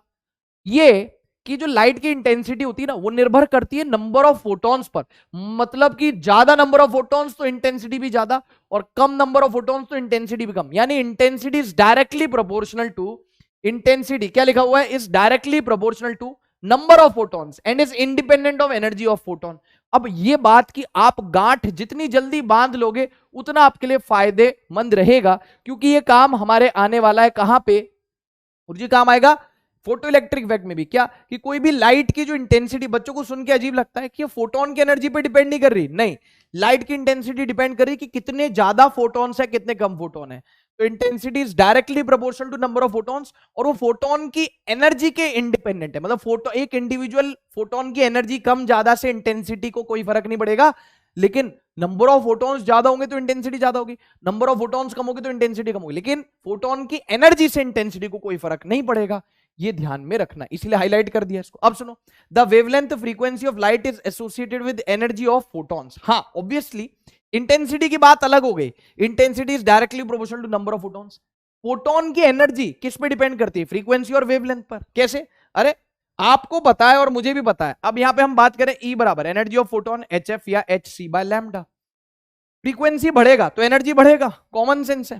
फ्रीक्वेंसी बढ़ेगा तो एनर्जी बढ़ेगा, यस सर। फ्रीक्वेंसी बढ़ा तो एनर्जी ऑफ फोटोन बढ़ा। वेवलेंथ घटा दिया, क्योंकि देखो ना फ्रीक्वेंसी डायरेक्टली प्रोपोर्शनल, तो फ्रीक्वेंसी बढ़ेगा तो एनर्जी ऑफ फोटोन बढ़ेगा। अभी यहाँ पे इंटेंसिटी की बात नहीं हो रही, फोटोन की एनर्जी की बात हो रही है। अगर वेवलेंथ घटा दो, इनवर्सली प्रोपोर्शनल है, यस सर, वेवलेंथ कम कर दो इनवर्सली प्रोपोर्शनल, तो एनर्जी बढ़ेगा। ठीक है, खैर ये तो एक एक्स्ट्रा पॉइंट हो गया, इंटेंसिटी का इससे लेना देना नहीं है ना। ये तो एनर्जी ऑफ फोटोन की बात हो रही है। इंटेंसिटी ऑफ लाइट किस पे डिपेंड करता है बेटा? नंबर ऑफ फोटॉन्स पर, और intensity of light is independent of energy of photon. ये सेकंड पॉइंट बहुत इंपॉर्टेंट है, इस पे स्टार मार्क भी मैं कर दे रहा हूं। देख लो, देख लिया? चले आगे जी गुरुजी, आगे चलते हैं, आगे बढ़ो। अब देखो वही लिखा हुआ है क्या? Intensity is energy per unit area time. Energy by time क्या हो गया आप बताओ गुरुजी? एनर्जी बाय टाइम तो पावर होता है, तो अक्खी पब्लिक को पता है कि एनर्जी बाय टाइम यानी जूल पर सेकंड होता है पावर। तो आप इसको ऐसे भी लिख सकते हो, पावर बाय एरिया। क्या लिख सकते हो? Power crossing per unit area. Yes sir. तो एनर्जी बाय टाइम को लिख दिया पावर, तो हो गया पावर बाय एरिया। पावर हो गया वॉट, एरिया हो गया मीटर स्क्वायर, तो वो यूनिट आ गई इंटेंसिटी की, joule per metre square second या वॉट पर मीटर स्क्वायर, जो तुम्हारे भाई ने यहाँ पे लिख दी थी ऑलरेडी। यस और नो? Yes sir. ठीक है, ये हो गया। अब देख मजे की बात मैं बताता हूं, यहां तक क्लियर हो गया? इंटेंसिटी हो गया पावर बाय एरिया। अब एक काम कर, एरिया को इधर भेज दे, इंटेंसिटी से मल्टीप्लाई कर दे, पावर बाय एरिया इंटेंसिटी होता है, एरिया को इधर भेज दे, तो पावर क्या हो गया? Intensity into area. एरिया इधर भेज दिया तो आई इंटू ए, पावर क्या हो गया? Intensity into area. Yes sir. तो आप इसको याद रखें, ये आगे काम आएगा अपने। और आप इसको किस रूप में याद रख सकते हो? निमोनिक पिया, पिया ओ रे पिया, पिया रे पिया रे पिया, अरे पिया। Yes sir. पिया, पी बराबर आई ए, पी है पावर, आई है इंटेंसिटी, ए है एरिया, तो पावर बराबर इंटेंसिटी इंटू एरिया। तो गुरुजी क्या क्या याद रखना है? यार देख, इंटेंसिटी का फॉर्मूला याद रख ले, मुझे नहीं लगता इसमें कोई बुराई है इंटेंसिटी का फॉर्मूला याद रखने में, क्योंकि डायरेक्ट नीट में एक सड़ेला न्यूमेरिकल बना सकता है वो, नीट का सन की बुड्ढा। ये बुड्ढा मेरे बीच में बहुत बोलता है। इंटेंसिटी बराबर energy per unit area into time. Yes sir. Energy by time को लिख दिया पावर, नीचे आ गया एरिया, एरिया को भेज दिया उधर, पावर आ गया इंटेंसिटी इंटू एरिया। पिया, पावर बराबर इंटेंसिटी इंटू एरिया। देख लो, याद कर लो इसको। चलते फिर आगे दोस्त, ठीक है? आगे चलते हैं। अब देखो यहां पे एक हेडिंग है, radiation pressure and radiation force. ये जितना भारी भरकम सुनने में लग रहा है उतना ही ज्यादा आसान है, क्योंकि प्योरली फॉर्मूला बेस्ड है। तो मैं पहले आपको इसके अलग अलग जितने भी केसेस हैं वो बता दूंगा और उस पर सवाल करवा दूंगा, ठीक है? ओके, तो क्या लिखा हुआ है बेटा? लिखा हुआ है radiation pressure and radiation force. तो रेडिएशन प्रेशर क्या है? देखो, रेडिएशन प्रेशर है the pressure experience by the surface exposed to the radiation, यानी एक सरफेस है जो कि आपने एक्सपोज कर दिया टू दी रेडिएशन, यानी कि एक सरफेस है और उस पे गिर रहे हैं, उस पे गिर रही रेडिएशन। अब रेडिएशन क्या ला रही है अपने साथ? हम पढ़ रहे हैं मैक्स प्लैंक की क्वांटम थ्योरी, उसके हिसाब से रेडिएशन में क्या होते हैं? फोटॉन्स। तो एक सरफेस ले लिया, एक सरफेस ले लिया, उसमें रेडिएशन इंसिडेंट करा दी, रेडिएशन के नाम पे क्या गिर रहे हैं? फोटोन। तो अब आपने पढ़ा था, हमने पढ़ा था कि photon carry energy and momentum. Yes sir.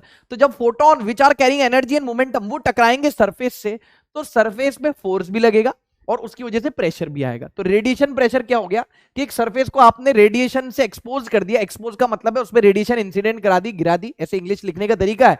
तो रेडिएशन के अंदर है फोटोन, फोटोन के पास है एनर्जी और मोमेंटम, तो आएंगे एनर्जी और मोमेंटम लेके। तो इस सरफेस पे जिससे रेडिएशन और फोटोन टकरा रहे, रेडिएशन यानी मेड अप ऑफ फोटोन, तो फोटोन जब इस सरफेस से टकरा रहे हैं, एनर्जी और मोमेंटम ला रहे हैं, तो इस सरफेस पे फोर्स लगेगा जिसकी वजह से प्रेशर भी आएगा। वही लिखा हुआ है radiation pressure, the pressure experience by the surface expose to the radiation. तो रेडिएशन फोर्स क्या हो गया? The force experienced by the surface expose to the radiation. Yes sir. तो फोर्स और प्रेशर क्यों लगता है किसी सरफेस पर? क्योंकि उसमें रेडिएशन गिर रहा है, यानी रेडिएशन के नाम पे फोटॉन्स गिर रहे हैं। बोलो। तो अब यहां पे ना तीन केसेस हो सकते हैं। पहला केस है, एक तो पहले सबसे पहले तो सवाल बता दो, सॉल्व कर दो, बहुत बेसिक सा सवाल है। क्या कह रहा है बेटा? गुरुजी कह रहा है which of the following is incorrect statement regarding photon. कह रहा है कि कौन सा स्टेटमेंट सही नहीं है, कौन सा स्टेटमेंट बच्चों, प्यारे बच्चों, सही नहीं है। बताओ कौन सा स्टेटमेंट सही नहीं है? गुरुजी फोटोन एक्सर्ट नो प्रेशर। अब यार ये तो गलत है, फोटोन तो प्रेशर एक्सर्ट करता है, तो ये फॉल्स हो गया। Photon energy is H new, ये वी नहीं है, न्यू है, एच इंटू फ्रीक्वेंसी, ये तो ट्रू है। फोटोन रेस्ट मास इज 0, ये तो ट्रू है। नन ऑफ दीज नहीं, तो फर्स्ट स्टेटमेंट फॉल्स हो गया, और उसने फॉल्स ही तो पूछा है। Incorrect statement. कई बच्चे मेरे पास आते हैं, बोलते हैं कि गुरुजी हमसे ना पेपर में भारी मिस्टेक हो जाती है। मैं कहा ऐसी कौन सी मिस्टेक हो जाती है? बोले गुरुजी हम इनकरेक्ट करेक्ट वाले सवाल गलत कर देते हैं। तो मैंने कहा कि यार तुम तो गधे हो, एक नंबर के गधेड़े हो। मैंने कहा भाई जब उसने इनकरेक्ट बोला है तो उसको आप हाईलाइट कर लो ना, इनकरेक्ट का मतलब क्या होता है? अरे यार देख, इनकरेक्ट मतलब फॉल्स हो गया। अब ट्रू फॉल्स पूछ, ऐसे भी तो पूछ सकता है which of the following statement is false. तो बेटा करेक्ट मतलब ट्रू, इनकरेक्ट मतलब फॉल्स। तो आप तो ऐसे ट्रू फॉल्स से चलो। जैसे उसने इनकरेक्ट बोला, और जब मुझे पता है, मान लो एज ए स्टूडेंट मुझे पता है कि यार मैं इनकरेक्ट स्टेटमेंट वाले सवाल गलत करता हूं या करती हूं, तो मैं एक्स्ट्रा कॉशियस, एक्स्ट्रा केयरफुल नहीं हो जाऊंगा या हो जाऊंगी जब इनकरेक्ट स्टेटमेंट वाले सवाल पूछेगा। तो कॉमन सेंस है, जहां पे मुझे पता है कि मैं गलती करता हूं या करती हूं, तो वहां पे हमें एक्स्ट्रा कॉशियस हो जाना चाहिए ना यार। Yes sir. तो इनकरेक्ट स्टेटमेंट का मतलब फॉल्स स्टेटमेंट। तो आप ट्रू फॉल्स कर लो। फोटोन एक्सर्ट नो प्रेशर, गलत है। फोटोन तो प्रेशर एक्सर्ट करता है, तभी तो अपन पढ़ रहे रेडिएशन प्रेशर और रेडिएशन फोर्स। तो फॉल्स हो गया, ट्रू हो गया, ट्रू हो गया, इनकरेक्ट मतलब फॉल्स, पहला स्टेटमेंट फॉल्स है। सही है, चलो आगे चलो। अब देखो कंप्लीट एब्जॉर्प्शन, तीन केसेस हैं। सबसे पहला केस है कंप्लीट एब्जॉर्प्शन, यहां पे हमें डेरिवेशन करने की कोई भी आवश्यकता नहीं है। No need to derive this formula, we will directly learn this formula and we will apply this formula in the questions. हमें इसका डेरिवेशन करने की कोई आवश्यकता नहीं है, हम सीधे फॉर्मूला याद करेंगे और इस फॉर्मूले को क्वेश्चन में अप्लाई करेंगे। अभी थोड़ी देर में इसको पढ़ लेते हैं। देखो भाई क्या सीन है, वाह क्या सीन है, इधर देखो एक मिनट। हाँ भाई, कंप्लीट एब्जॉर्प्शन। अब जिस सरफेस पे रेडिएशन गिर रही है, वो जो सरफेस है वो तीन प्रकार का हो सकता है, तीन केस हो सकता है। बताओ क्या?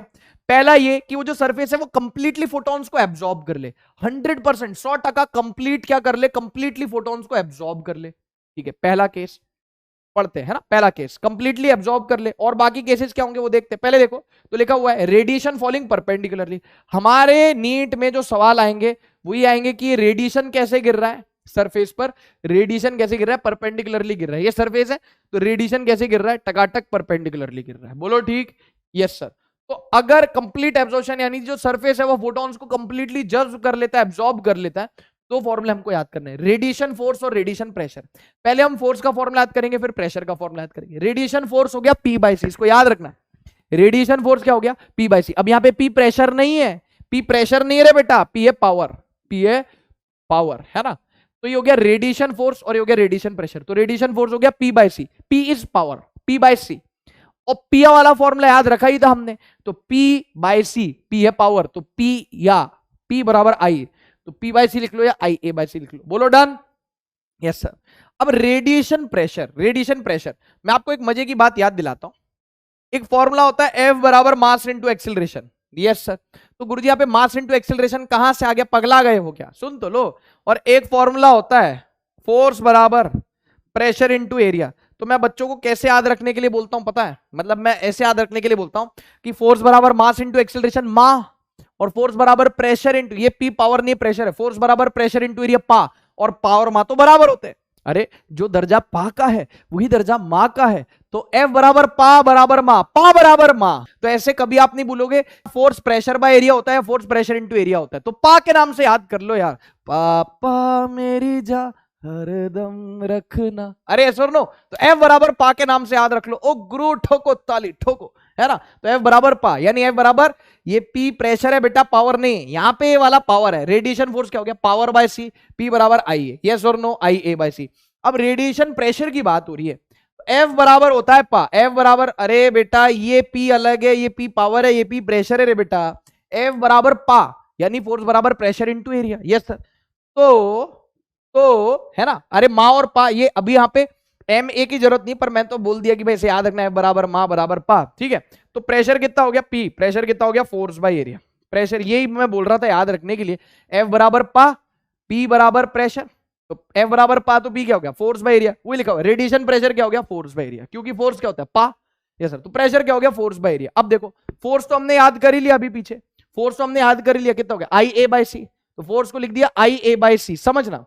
F बराबर होता है पा, फोर्स बराबर प्रेशर इंटू एरिया, प्रेशर हो गया फोर्स बाय एरिया, प्रेशर हो गया फोर्स बाय एरिया। फोर्स का फॉर्मूला अभी पढ़ा हमने IA/C, तो फोर्स का फॉर्मूला पुट कर दिया IA/C, और नीचे A है तो A से शहीद हो जाएगा, IA/C divided by, IA/C divided by A। Force को एरिया से डिवाइड कर दो, कितना आ गया I/C, ये आ गया। तो बेटा अपने को याद रखना है रेडिएशन फोर्स क्या हो गया, पावर बाय C बराबर P बराबर IA, पिया तो पावर बाय C या IA/C। और रेडिएशन प्रेशर क्या हो गया गुरुजी, हो गया I/C, कितना हो गया I/C, देख लो इसको, ठीक है।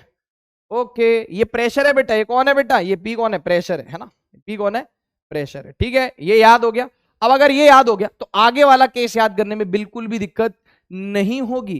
Complete absorption. अब हम केस पढ़ेंगे कौन सा, कंप्लीट रिफ्लेक्शन। अरे भाई एक बात बता कि ये जो सरफेस है, ये केस हो गया कि कंप्लीटली क्या कर ले रहा है, फोटोन्स को एब्जॉर्ब कर ले रहा है, जज्ब कर ले रहा है, सारे के सारे फोटोन्स को एब्जॉर्ब कर ले रहे हैं। दूसरा केस, जितने फोटोन आ रहे सबको बोल रहा है चला जा, ये फोटोन आ रहा है इसको बोल रहा है चला जा, वापस चला जा, चला जा, चला जा।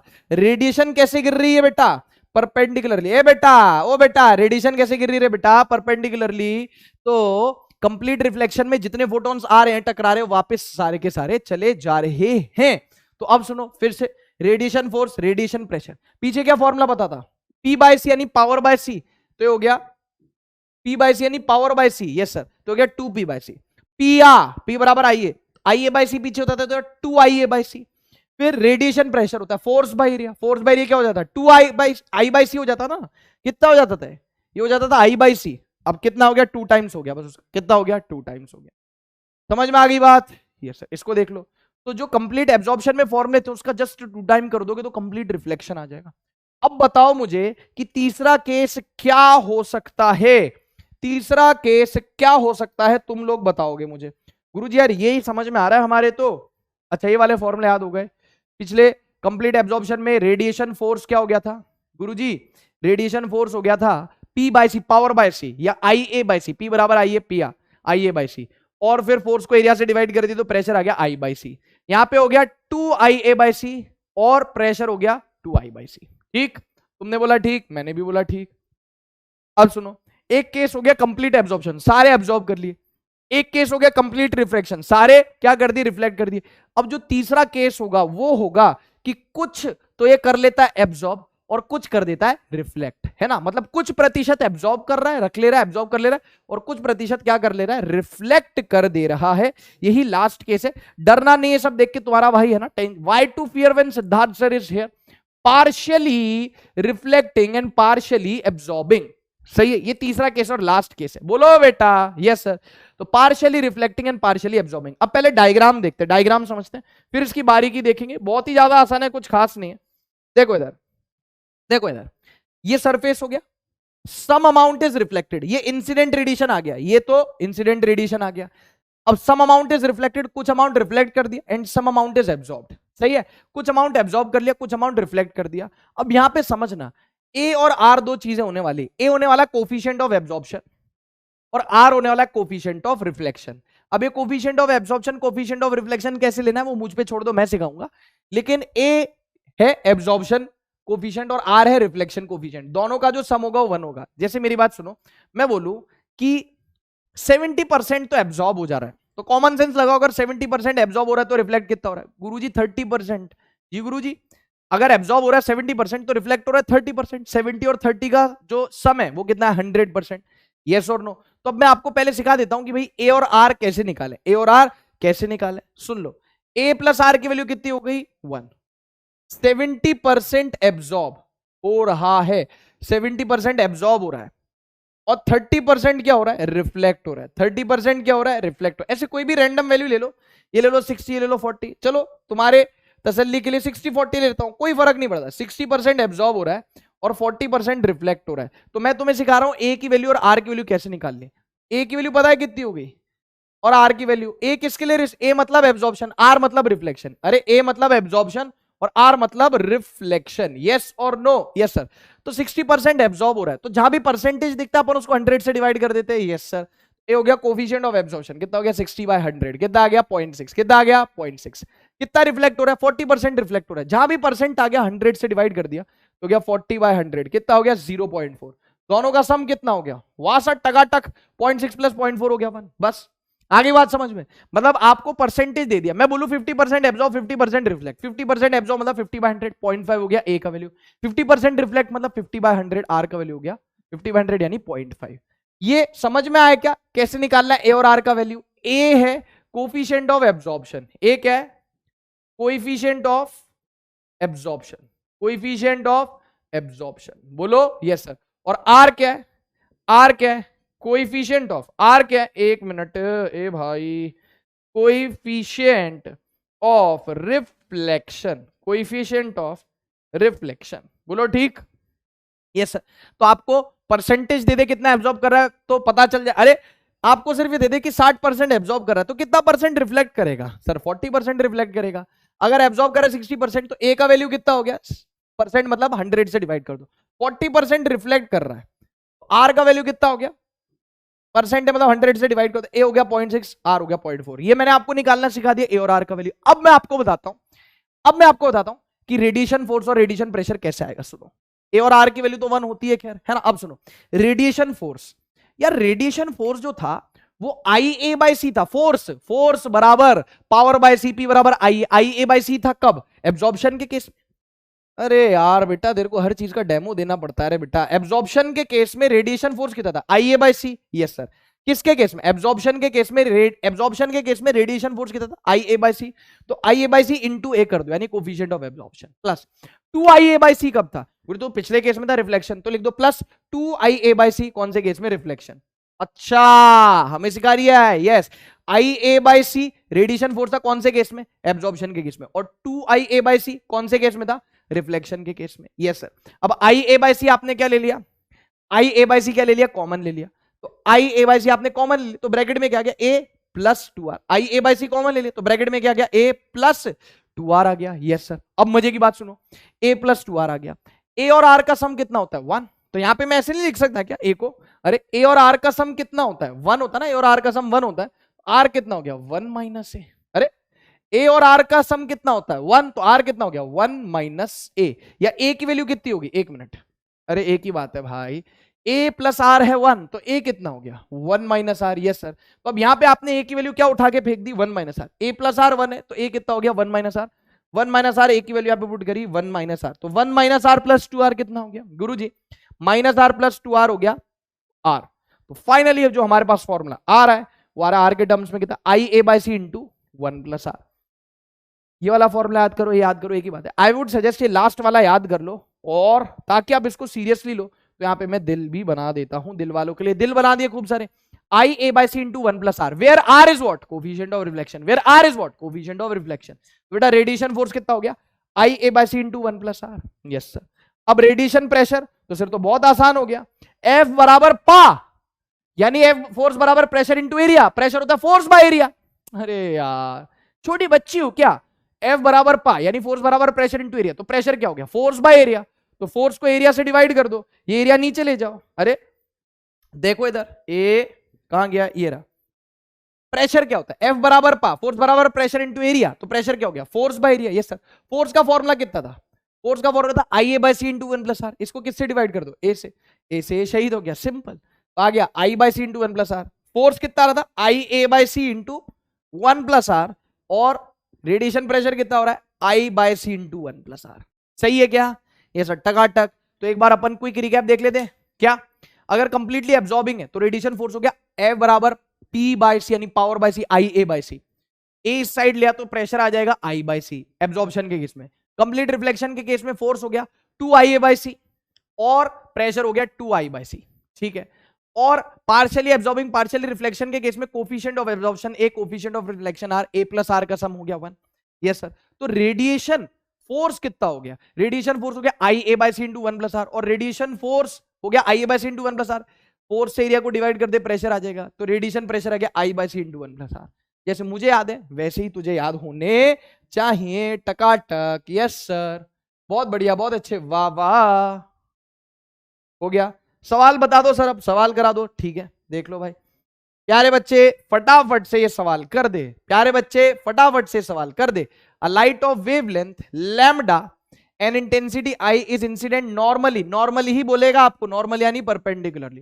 Hello gentleman, hello. बोल रहा है if reflection coefficient of surfaces R, the pressure exerted by light on the surface is equals to. कह रहा है, खुद ही चिल्ला चिल्ला के स्कीम बता रहे, रिफ्लेक्शन कोफिशिएंट आ रहा है, बताओ फटाफट से। रेडिएशन प्रेशर अभी पढ़ा पीछे, I by C into 1 plus R. Yes sir. तो कितना आ गया? 2 I by C, I by C R नहीं, I by C into 1 plus R. Yes sir, अभी पढ़ा ना। रेडिएशन प्रेशर कितना हो गया? I by C into 1 plus R. आ गया answer? I by C into 1 plus R. ठीक है, आगे बढ़ो। अगला सवाल हाजिर हो। लो भाई, ये सवाल आपको अभी के अभी सॉल्व करना है। यस, राइट नाउ, अभी सॉल्व करें इसको फटाफट।